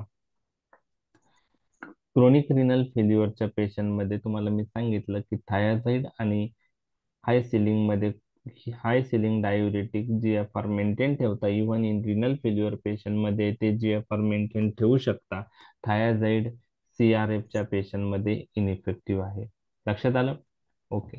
आणि जे इम्पेंडिंग रिनल फेल्युअरचे पेशंट आहे, म्हणजे ज्यांच्यात रिनल फेल्युअर डेव्हलप नाही झालं परंतु रिनल फेल्युअर होऊ शकतं, अशा पेशंट मध्ये जर लूप डायुरेटिक दिलं तर ते डायलिसिसची जी गरज आहे ते कमी करतात.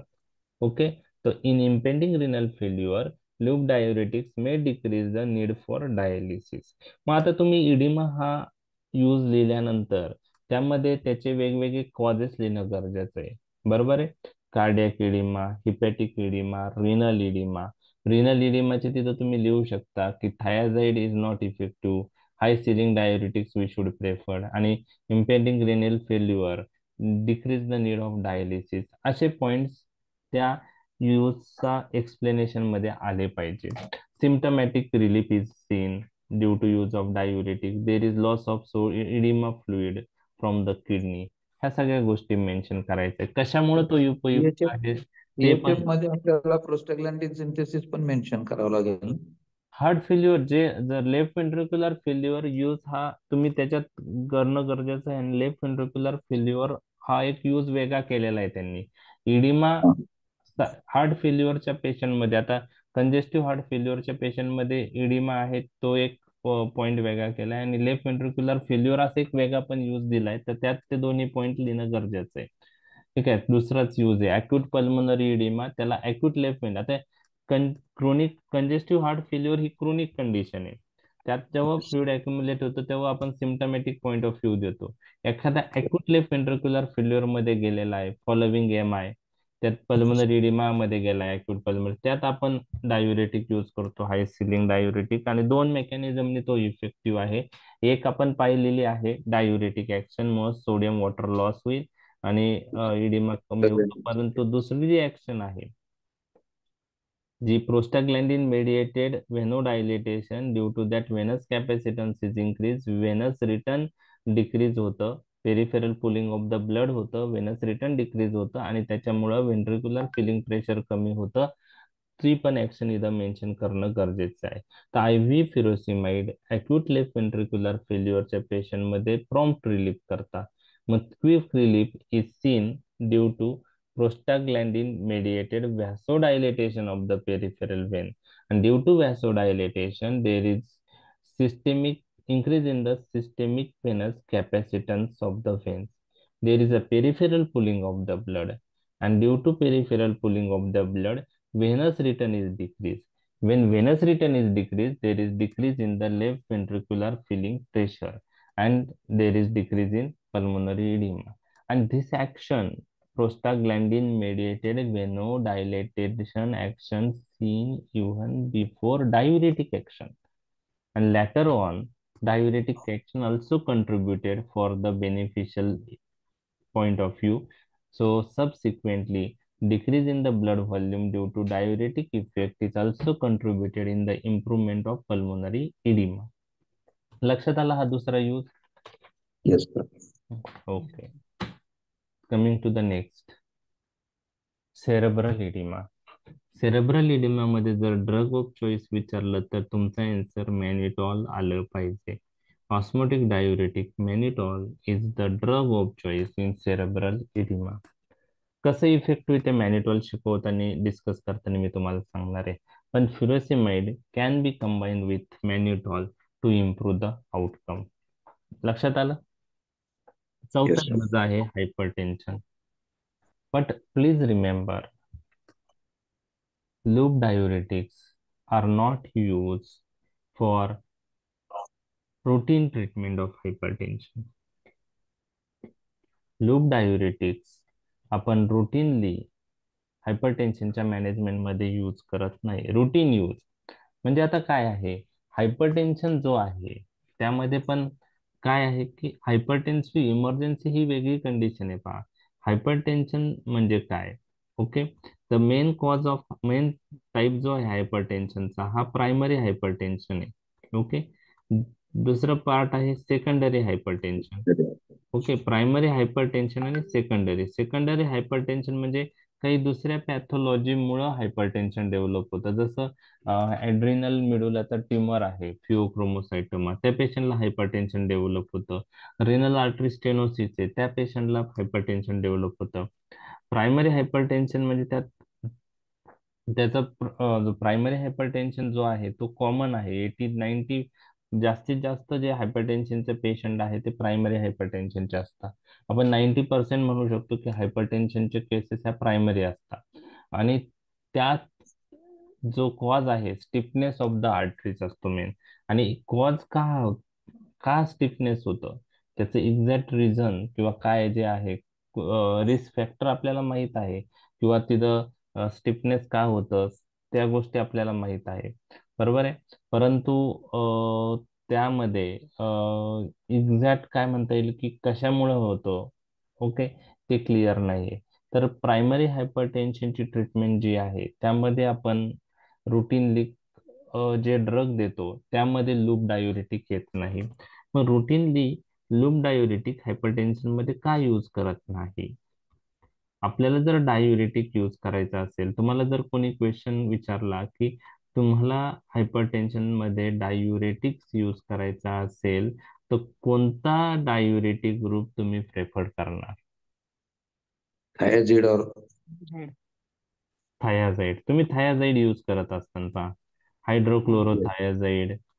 क्लोरथॅलिडॉन, एक तर अलोन किंवा बाकी एसी इनहिबिटर्स आहेत, एआरबीच आहेत, त्याच्याबरोबर कॉम्बिनेशन मध्ये हे यूज करतात थायाझाईड ग्रुप, हायड्रोक्लोरोथायाझाईड, क्लोरथॅलिडॉन, बरोबर आहे. Yes. बरोबर आहे. तुम्ही कधी एसी इनहिबिटर वर लूप डायुरेटिक्सचं कॉम्बिनेशन पाहिलेत का. जास्त नाही. नाही. मग आता रुटीन ट्रीटमेंट ऑफ हायपरटेन्शन साठी लूप डायुरेटिक का यूज करत नाही. लूप डायुरेटिक तर हाय सिलिंग डायुरेटिक आहे. थायाझाईड पेक्षा यांची ऍक्शन जास्त पॉवरफुल आहे. there is a loss of 25% water along 25% sodium, along with that water is also eliminated. With thiazide only 4 to 8% sodium is eliminated and along with water is eliminated. तरी पण जरी loop diuretic हे हाय ceiling diuretic असले तरी पण routinely ते हायपरटेन्शनच्या मॅनेजमेंटमध्ये का use केले जात नाहीत, असा जर प्रश्न विचारला तर तुम्हाला त्याचं आन्सर माहित असलं तर त्याचं आन्सर मेन जे आहे ते आहे loop diuretics R short acting. काय आहे, शॉर्ट ऍक्टिंग. किती तास ऍक्शन आहे त्यांची, 3 ते 6 तास. किती तास, 3 ते 6 तास. ओके, 3 ते 6 तास. आणि त्यामुळं with loop diuretic is it possible to control 24 hour blood pressure by once daily use. नाही. नाही, ते तुम्हाला लक्षात ठेवायचं आहे. तुम्हाला किती वेळा द्यावा लागेल, जवळजवळ ते 3 ते 4 वेळा द्यावा लागेल, बरोबर आहे. In contrast to that thiazides are long acting. Thiazides are long acting. आणि त्यामुळं जर रुटीन ट्रीटमेंट ऑफ हायपरटेन्शन साठी डायुरेटिक यूज करायचे असेल तर डायुरेटिक ऑफ चॉईस कोणता ग्रुप आहे, थायाझाइड डायुरेटिक्स, बरोबर आहे. मग लूप डायुरेटिक्स कोणत्या हायपरटेन्शन मध्ये यूज करतात. 4 कंडिशन तुम्हाला लक्षात ठेवायची, ती युजेस मध्ये तुम्ही लिहिल्या पण पाहिजे बरं का. फक्त हायपरटेन्शन लिहून भागणार नाही. हायपरटेन्शन मध्ये लूप डायुरेटिक्स पुढे यूज करतात, तुम्ही लिहायला पाहिजे. Routine treatment of hypertension we are not preferring loop diuretic, we prefer thiazide. Okay, thiazide is preferred group for routine use in hypertension. So where loop diuretics we preferred loop diuretics in hypertensive emergency. Okay. त्यानंतर hypertension associated with renal failure, hypertension associated with heart failure आणि resistant hypertension. ह्या 4 condition मध्ये आपण loop diuretic use करतो. Otherwise बाकीच्या ह्याच्यात जर diuretic use करायचा असेल तर थायाजाईड ग्रुप डायुरेटिक आपण यूज करतो. म्हणजे loop diuretic we use in hypertension if there is a hypertensive emergency, if there is a resistant hypertension, if hypertension is associated with renal failure, if hypertension associated with heart failure. These are the 4 indications for the use of high ceiling diuretics in hypertension. लक्षात आलं हे? Yes. Okay. तर हे 4 uses आपण पाहिलेत. एक पहिला oedema, त्यात वेगवेगळे प्रकारचे एडिमा पाहिले. त्यानंतर लेफ्ट वेंट्रिक्युलर फेल्युअर किंवा अक्यूट लेफ्ट वेंट्रिक्युलर फेल्युअर किंवा अक्यूट पल्मनरी एडिमा. तिसरा सेरेब्रल एडिमा. चौथा हायपरटेन्शन. आता 5वा जो यूज आहे along with blood transfusion in severe anaemia, आपण ब्लड ट्रान्सफ्युजन देतो, पण ब्लड ट्रान्सफ्युजन दिल्यामुळं हार्टवरचा लोड वाढू शकतो. त्यामुळं आपण ब्लड ट्रान्सफ्युजन देताना हे लॅसिक्स किंवा लूप डायुरेटिक्स पैकी एक ड्रग यूज करतो. 5 यूज झालेत. 6वा यूज हायपर कॅल्सिमिया ऑफ मॅलिग्नन्सी. काही मॅलिग्नन्सी मध्ये बोन मध्ये मेटास्टॅसिस झाल्यामुळं बोन मधलं कॅल्शियम हे सर्क्युलेशन मध्ये येतं आणि ब्लड कॅल्शियम लेवल वाढते. ओके. आणि कॅल्शियमची लेवल ब्लड मधली वाढली त्याला आपण हायपर कॅल्सिमिया ऑफ मॅलिग्नन्सी असं म्हणतो. आता यामध्ये जर लूप डायुरेटिक यूज केले तर लूप लुजेस कॅल्शियम आणि त्यामुळं ब्लड कॅल्शियम लेवल कमी होण्यास मदत होते. 7वा यूज आहे काही पॉइझनिंग मध्ये पहिले लूप डायुरेटिक यूज केले जात होते जे to hasten the elimination of poison from the body, परंतु रुटीनली ते यूज होत नाही. ओके. तर ड्रग ओव्हरडोस मध्ये mainly force diuresis previously use to facilitate more rapid elimination of the offending drug. जे ड्रग ओव्हरडोस होतं त्यामध्ये जो ड्रग आहे त्याचे इलिमिनेशन वाढवण्यासाठी फोर्स डायुरेसिस म्हणून ह्या फ्युरेसिमाइडचा यूज होतो. आणि लास्ट यूज आहे जे टॉक्सिक एनायन आहेत, ब्रोमाइड, आयोडाइड, फ्लोराइड, याचं जर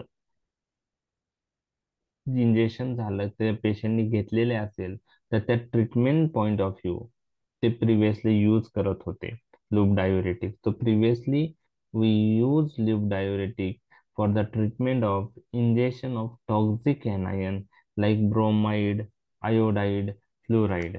तर ह्याचं जर एखाद्या पेशंटला ऍक्सिडेंटली हे गेले असेल, ओके, फ्लोराईड, आयोडाइड किंवा ब्रोमाइड अनायनचं इंजेक्शन झालं असेल, हे टॉक्सिक अनायन आहे, तर त्याच्या ट्रीटमेंटसाठी लूप डायुरेटिक्स यूज केले जात होते पहिले.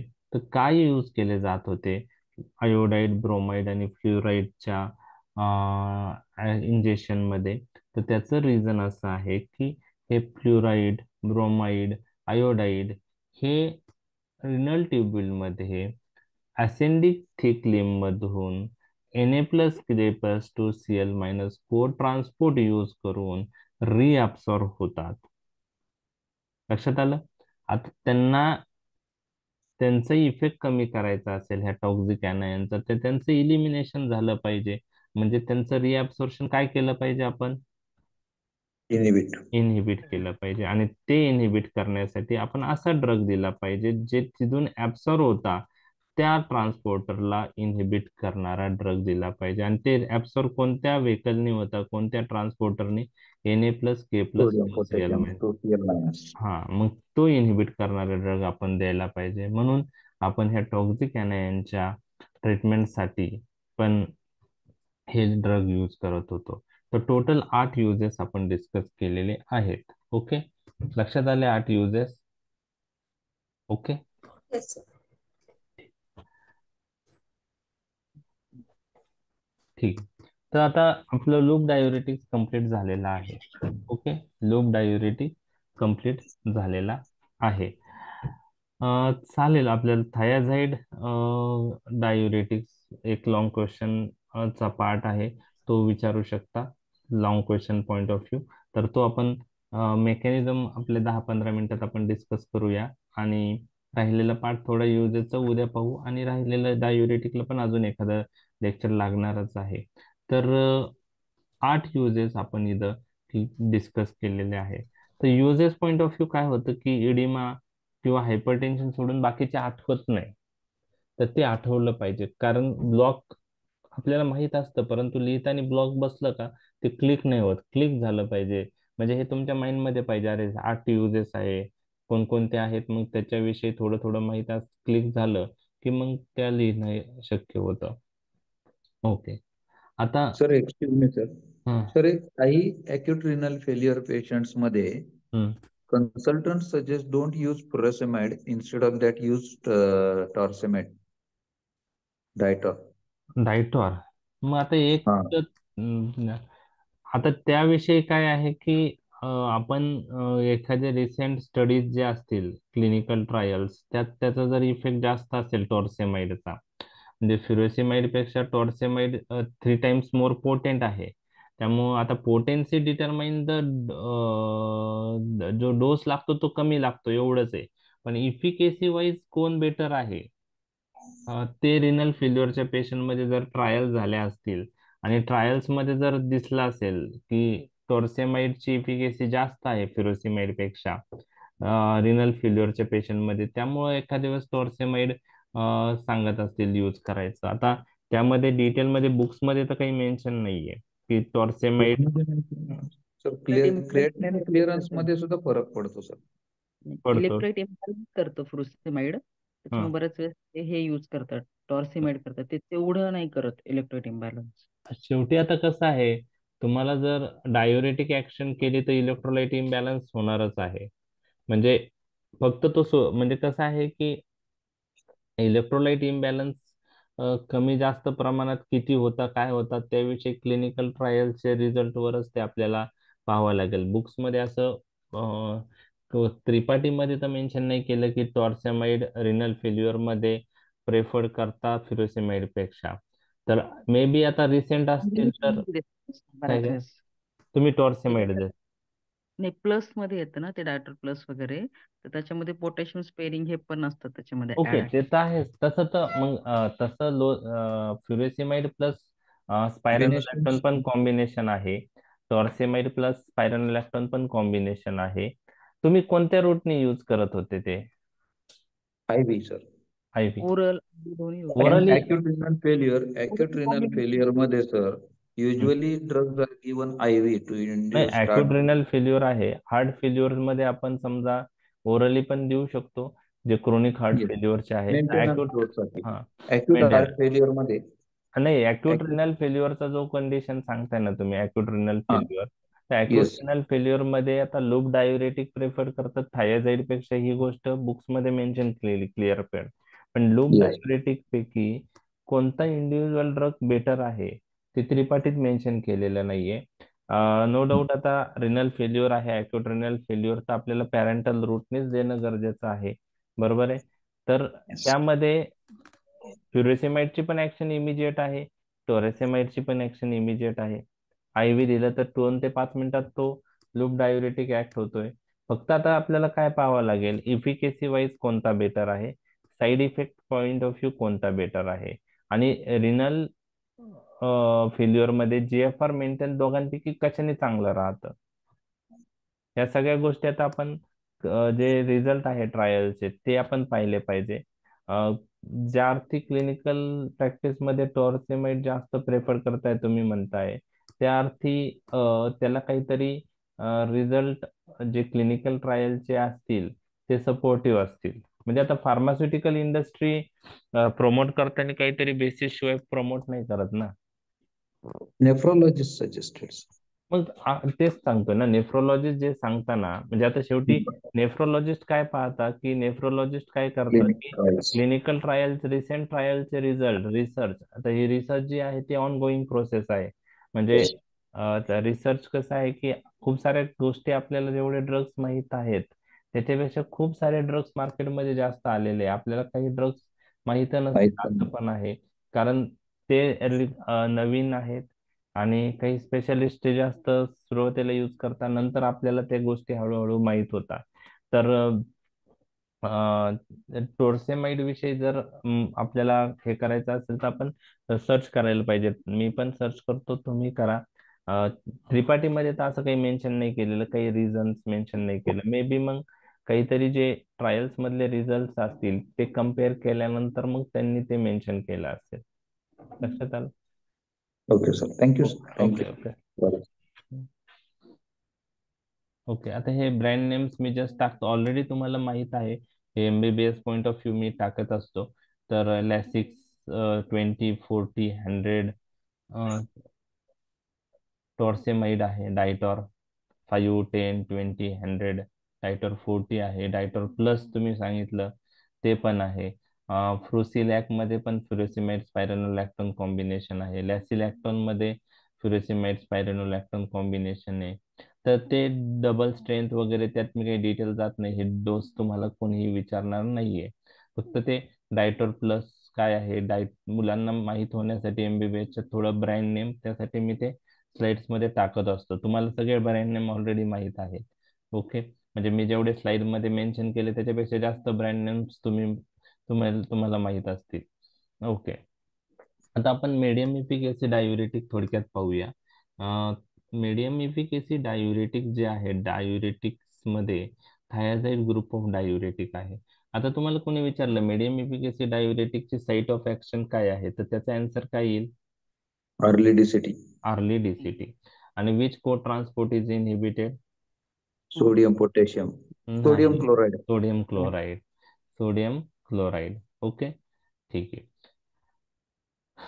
आणि they are called as medium efficacy diuretic due to that 2 to 8% sodium is lost along with water is lost. Okay, आता हे पण ऍसिडिक ड्रग आहे, त्यामुळे ते पण इंटर ऑर्गॅनिक अनायन ट्रान्सपोर्ट सिस्टीमने ट्युब्युल मध्ये होईल.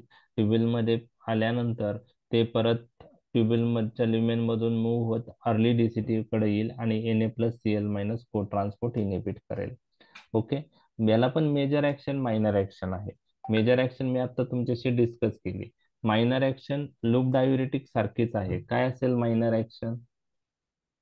Weak carbonic anhydrase inhibiting action. त्यामुळे बायकार्बोनेट लॉस होईल आणि त्याच्याबरोबर वॉटरही लॉस होईल. ओके, तर ह्या ज्या गोष्टी आहेत, कालचं फिजिओलॉजी पार्ट तुमचा क्लिअर झाला ना, ह्या सगळ्या गोष्टी डिस्कस केलेल्या ते तुम्हाला लक्षात येईल. आता मी काही बुक्स मध्ये 4 to 8% लॉस होतं, काही बुक्स मध्ये 5 to 10% सोडियम लॉस होतो आणि त्याच्याबरोबर वॉटरही लॉस होतं असं मेन्शन केलेलं आहे. ओके, दोन ग्रुप आहेत मी तुम्हाला सांगितलं. एक आहे थायाडायाझाईन रिंग वाले, बेंझोथायाडायाझाईन जे आहे ते, आणि नवीन जे आले ते हेट्रोसायक्लिक रिंग वाले. थोडं केमिकल स्ट्रक्चर चेंज आहे, त्यांना थायाझाईड लाईक डायुरेटिक म्हणतात. ओके ओके, आता फार्मेकोडायनेमिक्स तुमच्याशी मी डिस्कस करत आहे. डायुरेटिक ऍक्शन लक्षात आली, मेजर मायनर. ही डायग्राम काढता येईल तुम्हाला. ही डायग्राम जर काढली तर तुम्हाला अजून चांगलं आहे, डायग्राम सोपी आहे. ओके, तर Na+Cl- को ट्रान्सपोर्ट इनिबिट होतं अर्ली DCT वरचं. ओके, आणि minor action carbonic anhydrase inhibiting action. Okay, hypokalaemia thiazide पण करतं, बरोबर आहे. आणि हायपोकॅलेमियाचं रिझन काय आहे? PTH. नाही, sorry, hypokalaemia is due to. Loop diuretic मुळे पण हायपोकॅल. आता एक तुम्ही मला सांगा, Na+Cl- को ट्रान्सपोर्ट इनिबिट झालं तर सोडियमचं ल्युमेन मधलं कॉन्सन्ट्रेशन काय होईल? वाढेल. वाढ. आणि हे अर्ली DCTतून हे कुठं जाणार आहे? ल्युमेन मधून पुढं कोणता कोणता पार्ट आहे DCTचा? अर्ली DCT नंतर काय येतं? लेट DCT लेट DCT आणि कलेक्टिंग ट्युब्युल. लेट DCT मध्ये जर सोडियम जास्त, आता ह्या ल्युमेन मध्ये अर्ली DCT मध्ये सोडियम रिअब्सॉर्ब नाही झाला, तो एकच सोडियम ल्युमेन मध्ये राहील, तो कुठं जाईल? Late DCT. आणि लेट DCT मध्ये सोडियम जास्त असेल ल्युमेन मध्ये, तर बॉडी काय रिलीज करेल? अल्डोस्टेरॉन. अल्डोस्टेरॉन. आणि Aldosterone. अल्डोस्टेरॉन मुळे सोडियम काही प्रमाणात रिअब्सॉर्ब होईल आणि त्या बदल्यात काय रिलीज होईल? पोटॅशियम. Potassium. आणि पोटॅशियम. त्याच्यामुळं हायपोकॅलेमिया होतं. Hypokalaemia is aldosterone mediated sodium reabsorption झाल्यामुळं in place to reabsorption of sodium potassium is eliminated. What is the effect on calcium metabolism? Hypercalcemia due to Hypercal- PTH. Okay. Due to parathyroid hormone. Parathyroid hormone. Okay, ठीक आहे. हायपरकॅल्सिमिया. Okay, ठीक आहे. Okay. आता एक लक्षात घ्या. Okay, तर ती गोष्ट मी तुमच्याशी डिस्कस केली की thiazide diuretics when we use they increase parathyroid hormone mediated calcium reabsorption. So calcium is reabsorbed from lumen into the epithelial cell, from epithelial cells into interstitium, from interstitium into blood. So calcium level in the blood is increased, hypercalcemia seen. तर आता हे लक्षात ठेवायचं, loop loses calcium आणि thiazide produce hypercalcemia. Loop diuretic produce hypocalcemia. Loop diuretic calcium point of view कोणत्या condition मध्ये use करत होतो? युजेस मध्ये काय? Hypercalcemia. Hypercalcaemia of Malignancy. Malignancy. तिथं थायझाइड यूज Malignancy. करू शकतो का? नाही, ते अजून वाढून नाही. टाकेल. ते अजून नाही. वाढून टाकेल. थायझाइडचा यूज कुठं आहे? कॅल्शियम रिलेटेड कंडिशन तीच सांगतो मी तशीच. आता थायझाइडचा यूज काय आहे ह्या ऍक्शनशी रिलेटेड? ज्या पेशंटला कॅल्शियम एक्सिस कॅल्शियम जेव्हा युरिन मधून लॉस होतं, तर कॅल्शियम युरिन मधून जात असताना कधी कधी प्रेसिपिटेट होऊ शकतं आणि कॅल्शियम प्रेसिपिटेट झाल्यामुळे कॅल्शियम स्टोन होऊ शकतो. आणि काही पेशंट असे असतात की त्यांना रिकरंट कॅल्शियम स्टोनची हिस्ट्री असते, कारण कॅल्शियम हे किडनीतून इलिमिनेट होत असताना कॅल्शियम हे प्रेसिपिटेट होऊन स्टोन बनतं. मग आपण असं ड्रग यूज केलं जे युरिनरी कॅल्शियम लेव्हल कमी करेल, तर कॅल्शियम स्टोनचे चान्सेस काय होतील? कमी कमी होते. कमी कमी. होत. मग युरिनरी कॅल्शियम लेवल कमी करण्यासाठी किडनी मधलं कॅल्शियम काय झालं पाहिजे? कमी रिअब्सॉर्ब कमी झालं पाहिजे. आणि ते कसं कमी होईल? बाय रिअब्सॉर्बिंग. किडनी मधून परत कशात घेतलं पाहिजे? ते ब्लड मध्ये. blood.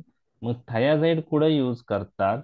Hyper कॅल्सियुरिया related calcium stone असेल, म्हणजे कॅल्शियम युरिन मधून जातंय आणि त्याच्यामुळे कॅल्शियम स्टोन असेल, तर ते कमी करण्यासाठी आपण थायाझाइड यूज करतो. तर हायपर कॅल्सियुरिया रिलेटेड कॅल्शियम स्टोन मध्ये थायाझाइड आपण देतो, जेणेकरून कॅल्शियमचं रिअब्सॉर्प्शन होतं आणि युरिन मधून कॅल्शियम कमी इलिमिनेट होतं आणि त्याच्यामुळे स्टोनची रिस्क कमी होते. लक्षात आलंय? येस. ओके. त्यानंतर बाकी जे ऍक्शन्स आहेत, आपण पहा, डायुरेटिक ऍक्शन डिस्कस केली, हायपोकॅलेमिया डिस्कस केली आणि तिसरी कोणती केली? हायपर कॅल्सिमिया. आता नेक्स्ट ऍक्शन जी आहे हायपर युरेसिमिया, बरोबर, हायपर ग्लायसेमिया, हायपर लिपिडिमिया. लूप डायुरेटिक बरोबर दिसत होते का? हो, दिसत Yes. होते. दिसत होत्या. ते इथं पण दिसतात. थायाझाइड पण हायपर युरेसिमिया करतं, थायाझाइड पण हायपरग्लायसेमिया. हायपरग्लायसेमिया करतं, थायाझाइड पण हायपर लिपिडिमिया करतं. लिपिडेमिया. ओके, तर ह्या तीन झाल्या. म्हणजे डायुरेटिक, हायपोकॅलेमिया, हायपरकॅल्सेमिया, त्यानंतर आत्ताच्या Hyperglycemia. हायपर युरेसिमिया, हायपरग्लायसेमिया, हायपरलिपिडिमिया, ह्या 6 झाल्या. आणि 7वी जी ऍक्शन आहे ती रिनल सिस्टीमशी रिलेटेड आहे. आणि रिनल सिस्टीमशी रिलेटेड काय ऍक्शन आहे? GFR रिड्यूस करतात. GFR रिड्यूस रिड्यूस करतो. करतात ओके थायझाइड. आहे. ओके. ओके. अजून एक ऍक्शन इथं मेन्शन करायची राहिली. They also responsible for loss of magnesium आणि फॉस्फेट. लूप आणि थायाझाइड दोन्हीही मॅग्नेशियम फॉस्फेट लॉस करतात, हायपोमॅग्नेशिमिया आणि हायपोफॉस्फेटेमिया. लूप मध्ये मी सांगायचं विसरलो होतो बहुतेक, तर तिथं पण मॅग्नेशियम लॉस होतो, इथं पण होतो, तिथं फॉस्फेट लॉस होतो, इथं पण होतो. आणि हे फॉस्फेट किंवा मॅग्नेशियम लॉस झाल्यामुळं थोडं अरेथमियाचे चान्सेस वाढतात. तेवढं एक पॉइंट लक्षात ठेवायचा आहे. तर ह्या 8 ऍक्शन आपल्याला का आपण डिटेलमध्ये डिस्कस केल्या लूप डायुरेटिक बरोबरच्या निघल्या की त्यावरून तुम्हाला ऍडव्हर्स इफेक्ट किंवा कॉम्प्लिकेशन्स लक्षात ठेवायला सोपे जातील. तर ओव्हरऑल याच्यामध्ये फरक काय आहे?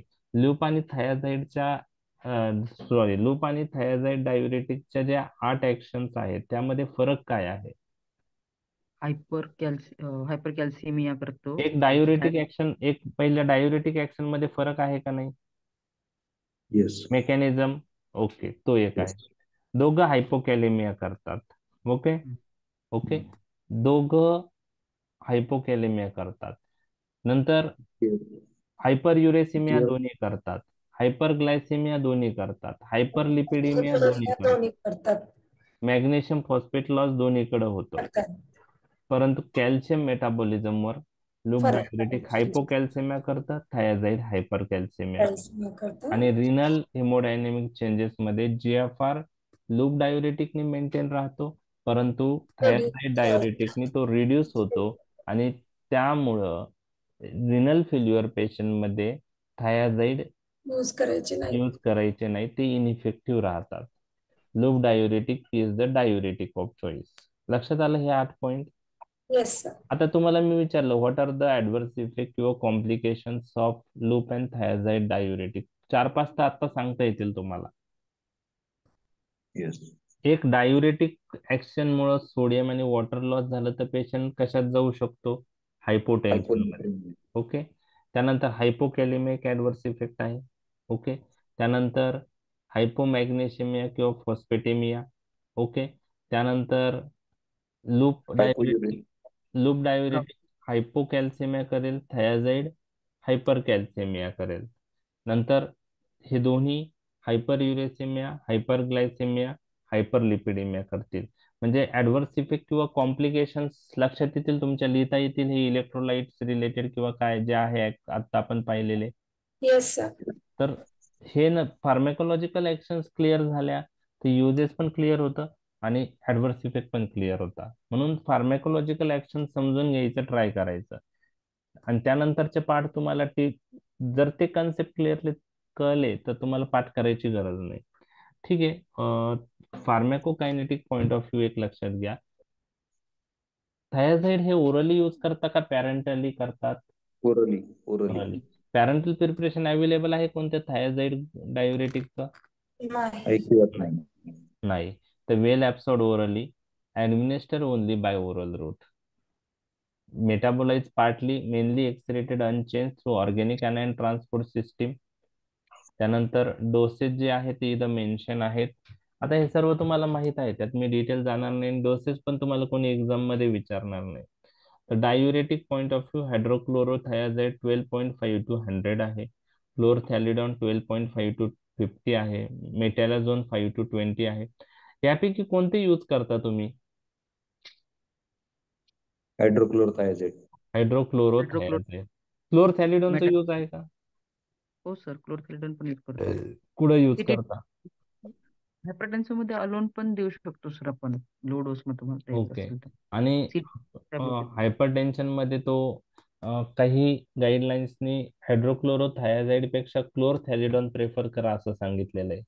मग तुम्ही पहा हायपरटेन्शनचे जे अँटी हायपरटेन्शनच्या कॉम्बिनेशन्स मध्ये जर डायुरेटिक असेल तर खूप साऱ्या कॉम्बिनेशन मध्ये क्लोरथॅलिडॉन दिसेल तुम्हाला.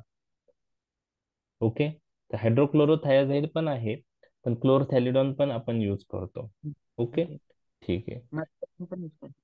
कोणता? मेटॅलोझोन मेटोलॅझोन पण यूज करता का? ओके. रिनल फेलियर मध्ये खूप लोकांना देतात ते. कशात रिनल फेलियर मध्ये यूज करतात सर बऱ्याच वेळेस ते. करतात? ओके, म्हणजे लूप डायुरेटिकच्या ऐवजी हा, काही काही पेशंट मेटॅलोझोन यूज करतात. इंडेपामाइड पण अँटी हायपरटेन्सिव्ह कॉम्बिनेशन मध्ये देतात सर. इंडेपामाइड. ओके. म्हणून टॅब्लेट येते. इंडेपामाइडचा जो डोस आहे ना, तो anti hypertensive point of view पण फार कमी आहे. बाकीच्यांचे डोस पहा जास्त आहे. इंडेपामाइड 2.5 to 5 आहे, त्याला ऍडिशनल व्हॅसोडायलेटरी प्रॉपर्टी आहे. ओके, ठीक आहे. ओके, ठीक आहे. ओके, तर युजेस जे आहेत डायुरेटिक पॉइंट ऑफ व्ह्यू किंवा थायझाईड डायुरेटिकचे mainly hypertension point of view आपण जास्त प्रेफर करतो. इडिमाटस कंडिशन जर असतील तर मेजॉरिटी केसेस मध्ये आपण लूप डायुरेटिकच Loop प्रेफर diuretic. करतो. सेरेब्रल इडिमामध्ये मॅनिटॉल आणि बाकी ठिकाणी loop diuretic. Maintenance point of view जर यूज करायचा असेल तर आपण थायझाईड यूज करतो, परंतु रूट इमर्जन्सी मध्ये थायझाईड इडिमॅटस कंडिशनला आपण जास्त प्रेफर करत नाही. थायझाईडचा जर यूज आपण पाहिला जास्त करून हायपरटेन्शन पॉइंट ऑफ व्ह्यू आहे. ठीक आहे, तर उद्याच्या लेक्चरला आपण काय करूया, हे थायझाईडचे युजेस मी डिस्कस करणार आहे आणि त्यानंतर कॉम्प्लिकेशन्स ऑफ डायुरेटिक आपण पाहणार आहोत. Okay, complications of diuretics. आणि त्यानंतर मग पोटॅशियम स्पेरिंग डायुरेटिक, त्यांचा इम्पॉर्टन्स काय आहे, ते कुठे यूज होतात, लूप डायुरेटिक किंवा थायझाईड डायुरेटिक बरोबर पोटॅशियम स्पेरिंग डायुरेटिक देण्याचे ऍडव्हान्टेजेस काय ते, आणि शेवटी मॅनिटॉल विषयी डिस्कस करणार आहोत. तर long question point of view loop diuretic आणि थायझाईड डायुरेटिक पैकी कोणताही येऊ शकता आणि त्यामध्ये ऍडव्हर्स इफेक्ट किंवा कॉम्प्लिकेशनही लॉंग क्वेश्चनचा पार्ट राहू शकता. आणि short note point of view पण लूप डायुरेटिक थायझाईड डायुरेटिक विचारला जाऊ शकता किंवा मॅनिटॉलवरही शॉर्ट नोट येऊ शकते. मॅनिटॉलचे युजेस कॉन्ट्राइंडिकेशन 2 मार्काला. ओके, त्याचप्रमाणे सेरेब्रल इडिमा किंवा ग्लाउकोमात मॅनिटॉल कसा इफेक्टिव्ह आहे त्यापैकी येऊ शकतं. तर ह्या सगळ्या गोष्टी आपण उद्याच्या लेक्चरला पाहणार आहोत. तर उद्या नाही, उद्या सोमवारी, उद्याचा दिवस मला पॉसिबल नाहीये. एक फंक्शन आहे घरी, तर 27 पासून आपण परत संध्याकाळी 10 वाजता आपण घेऊया. ठीक आहे. सर क्वेरी होती. हा. सर आपण हे जे आता हे लूप डायरेक्ट वगैरे बघितलं ना, हा. तर मग हे डायग्राम वगैरे काढून तिथे NaCl हे त्याला ब्लॉक करतो वगैरे ते सगळं मेन्शन करायला लागेल का, मेकॅनिझम ऑफ ऍक्शन लिहिताना? लिहिताना तुम्ही डायग्राम काढताना एकदम त्याला वेळ घालवला नाही पाहिजे. डायग्राम काढताना जे मी ओके. सिम्प्लिफाईड डायग्राम सांगितली ती पहा. तुम्ही जर केडी त्रिपाठीची डायग्राम पाहिली तर ती थोडी डिफिकल्ट आहे. शानबाग मध्ये मला माहित नाही कशा प्रकारच्या डायग्राम आहेत. डायग्राम नी काय होतं की फक्त साध्या डायग्राम आहेत सर. साधा आहे. तर एन तुम्ही प्लस ज्या काढल्या तशा आहेत त्या. ओके, तर त्या साध्या सिंपल डायग्राम मध्ये लिहून Na+K+2Cl- तुम्ही फक्त क्रॉस करणार आहे तिथं, बरोबर आहे. हा. फक्त हो. तुम्ही समजा आता मेजर ऍक्शन मायनर ऍक्शन लिहून तिथं छोटी डायग्राम काढली तर ठीक आहे, शेवटी तुम्हाला लिहावं लागतंच, बरोबर आहे. आता समजा तुम्ही दे ऍक्ट बाय इनहिबिटिंग, आता ते असेंडिंग लिंब नाव देणं झालं, त्याला ल्युमिनल साईट नाव देणं झालं, बेसोलॅटरल साईट, Na+K+2Cl- त्या सगळ्या गोष्टी आल्या. दोन्हीपैकी काही केलं तरी चालतं, पण एक वाक्य तर तुम्हाला लिहावंच लागणार आहे ते मेकॅनिझम मध्ये की लूप डायुरेटिक इनहिबिट्स Na+K+2Cl- को transfer present on ascending limb and due to that sodium reabsorption is inhibited, so indirectly आपण पुढचं पण पॉइंट लिहिणं गरजेचं आहे. सोडियम रिअब्सॉर्प्शन इनहिबिट झाल्यामुळं corticomedullary osmotic gradient is not formed, and due to that passive reabsorption from descending limb also inhibited, so unabsorbed sodium and water is eliminated. Maximum diuretic किंवा salty natriuretic actions in around 25% sodium is lost. हे वाक्य तुमचे आले पाहिजे. तर तुम्ही flow chart काढला तरी चालू शकतं. कसं आहे की ओके सर. तुमचं प्रेझेंटेशन कसं आहे त्याच्यात महत्वाचं आहे. तुम्ही निबंधासारखं नका लिहू, म्हणजे पहिल्या लाईन पासून चालू केलं आणि कुठं म्हणजे कसं आहे की एक पेज पूर्ण लिहिताय, मग त्यातून आन्सर शोधायला वेळ लागतो. तुमचं फ्लो चार्ट मध्ये पाहिजे मेकॅनिझम. तुम्हाला फ्लो चार्ट काढता येत असेल तर तशी काढा. युजेस मध्ये पण तुमचे मेन मेन पॉईंट पाहिजे, निबंधासारखं नाही लिहायला पाहिजे. ओके, आता डायुरेटिक्स आहे, they are very commonly use in clinical practice. अशा काहीतरी 3-4 लाईन. तुम्हाला असं वाटतं की पेपर भरवायचा म्हणजे आपल्याला 48 पेज सांगितलेत भरायचे असं कोणीतरी, तर त्यानुसार आपण भरवत गेलं तर तसं नसतं. पेपर भरवताना किती पेज लिहिलं याच्यापेक्षा प्रेझेंटेशन कसं आहे ते महत्वाचं आहे. पेज नंबरवर मार्क्स नसता, तुमचं प्रेझेंटेशन कसं आहे आणि ते तुम्हाला बरोबर. 5 मिनिटात तो पेपर तो चेक होणार आहे, हे लक्षात घ्या. किती मिनिटात? 5. बाय. मग 5 मिनिटात तुमचं प्रेझेंटेशन पाहिजे. मग त्यात तुमची हँडरायटिंग आली, तुमची इम्पॉर्टंट वर्ड्सला अंडरलाईन आली. लक्षात आलं? एकच पेन यूज करायचा, ब्ल्यू किंवा ब्लॅक. त्याला डेकोरेशनला वेगवेगळे पेन वापरायचे नाही, फक्त अंडरलाईन ठेवायचं. बरोबर आहे? आणि तुम्ही जे आन्सर लिहिताय त्यासाठी समाज सोडताना जास्त समाज पण सोडायचा नाही. काही वेळेस काय होतं की पेपर जेवढा आहे त्यात समाज एवढा सोडलेला असतो की मधली जागा कमी राहते, कारण आपल्याला 8च्या पेज भरवायचं असं एक माइंड मध्ये असतं. तर त्या गोष्टी सगळ्या लक्षात येऊन जातात, आणि प्रेझेंटेशन व्यवस्थित असेल तर मग मार्क्स चांगले पडतात. तुमचं अंडरस्टँडिंग काय झालंय ते एक्झामिनर्स पाहत असतात. म्हणजे खूप जण 5 मिनिटाच्या आत, म्हणजे कमीत कमी 5 मिनिटं हा वेळ युनिव्हर्सिटीने दिलेला आहे. 5 मिनिटात तो पेपर चेक कमीत कमी केला पाहिजे. जास्तीत जास्त कितीही वेळ लावू शकतो एक्झामिनर, लक्षात घ्या. पण मोस्ट ऑफ द एक्झामिनर हे 5 मिनिटापेक्षा जास्त रीड करत नसतील असं मला वाटतं. आता प्रत्येकाची ही पद्धत वेगळी असते, बरोबर आहे, चेक करण्याची. पण तुमचं प्रेझेंटेशन, आणि आता ऑनलाईन पेपर आहे, स्कॅनिंग. तुमचे पेपर जे आहे ते स्कॅन होणार आहे, आणि स्कॅन होऊन ते एक्झामिनर कडे जाणार आहेत. तर ते ऑनलाईन सिस्टीम मध्ये स्कॅनिंग, तुमचं पेन चांगला वापरणं महत्वाचं आहे, डार्क दिसलं पाहिजे. बरोबर आहे? आणि डायग्राम जर तुम्ही पेनाने काढल्या तरी चालू शकता, काही प्रॉब्लेम नाही. पेन्सिलने त्या क्लिअर आल्या पाहिजे. लक्षात आलं का? हो, बरोबर. स्कॅन होताना. तर त्या गोष्टी आहेत. तर तुम्हाला जे अंडरस्टँडिंग झाले ना ते पेपरमध्ये रिफ्लेक्ट झालं की मार्क चांगले पडतात. आणि खूप पेज लिहायचं आहे ना, तो कन्सेप्ट मनामध्ये ठेवू नका की एवढे पेज झालेच पाहिजे नाही तर मार्क्स कमी पडतात, असं काहीच नाहीये. तुम्ही 4 मार्कचा क्वेश्चन 1 पेज जरी लिहिला तरी त्याला 3 मार्क देऊ शकता. आणि समजा वेग लिहिलाय 3-4 पेज, त्यात अँसरच सापडत नाही तर मग तिथं मार्क्स नाही भेटत, हे लक्षात घ्या.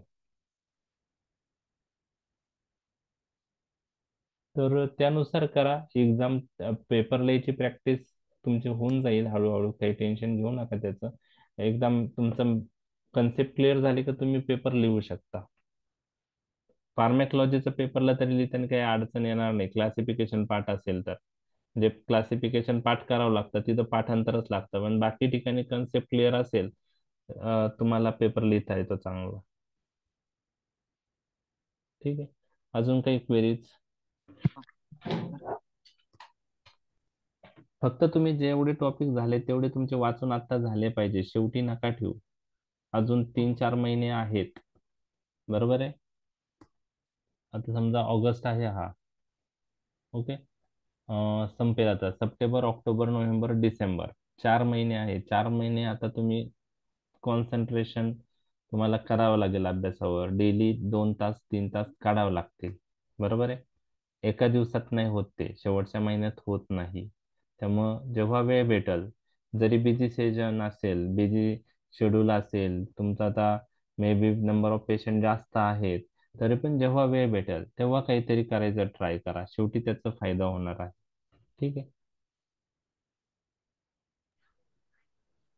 चालेल. आपण टेस्ट ठेवूया जसे सिस्टीम संपेल याच्यानंतर. आपली समजा किडनी, CVS आणि GIT अशा 3 सिस्टीमची टेस्ट आपण 5 सप्टेंबर ते 10 सप्टेंबरच्या मध्ये ठेवूया. ठीक आहे, चालेल. अजून काही क्वेरीज? अभ्यास चालू आणि केलाय की नाही? GI ची इम्पॉर्टंट क्वेश्चन असतील ते उद्या पण द्या उद्या जरा. देतो, उद्या देतो मी. कारण आता कसं होतं की दिवसभर संडे असल्यामुळे मला पण ते ओपन करता नाही आला लॅपटॉप. काल पण लक्षात नाही राहिलं. मी उद्या देतो GIT चे. आणि सर ह्या वीक मध्ये आम्ही येऊ ना त्यावेळेस मग ते ऍप्रॉन वाल्याला सांगाल का सर तुम्ही? त्यांनी हा, काय अजून सांगून देतो. ओके, मला फक्त गुरुवारी एकदा मेसेज टाका, मी ऍप्रॉन वाल्याला फोन करतो. ओके, चालेल सर. ठीक आहे, चालेल. Thank you. Okay, good night. Good night sir. Thank you sir. Good night sir.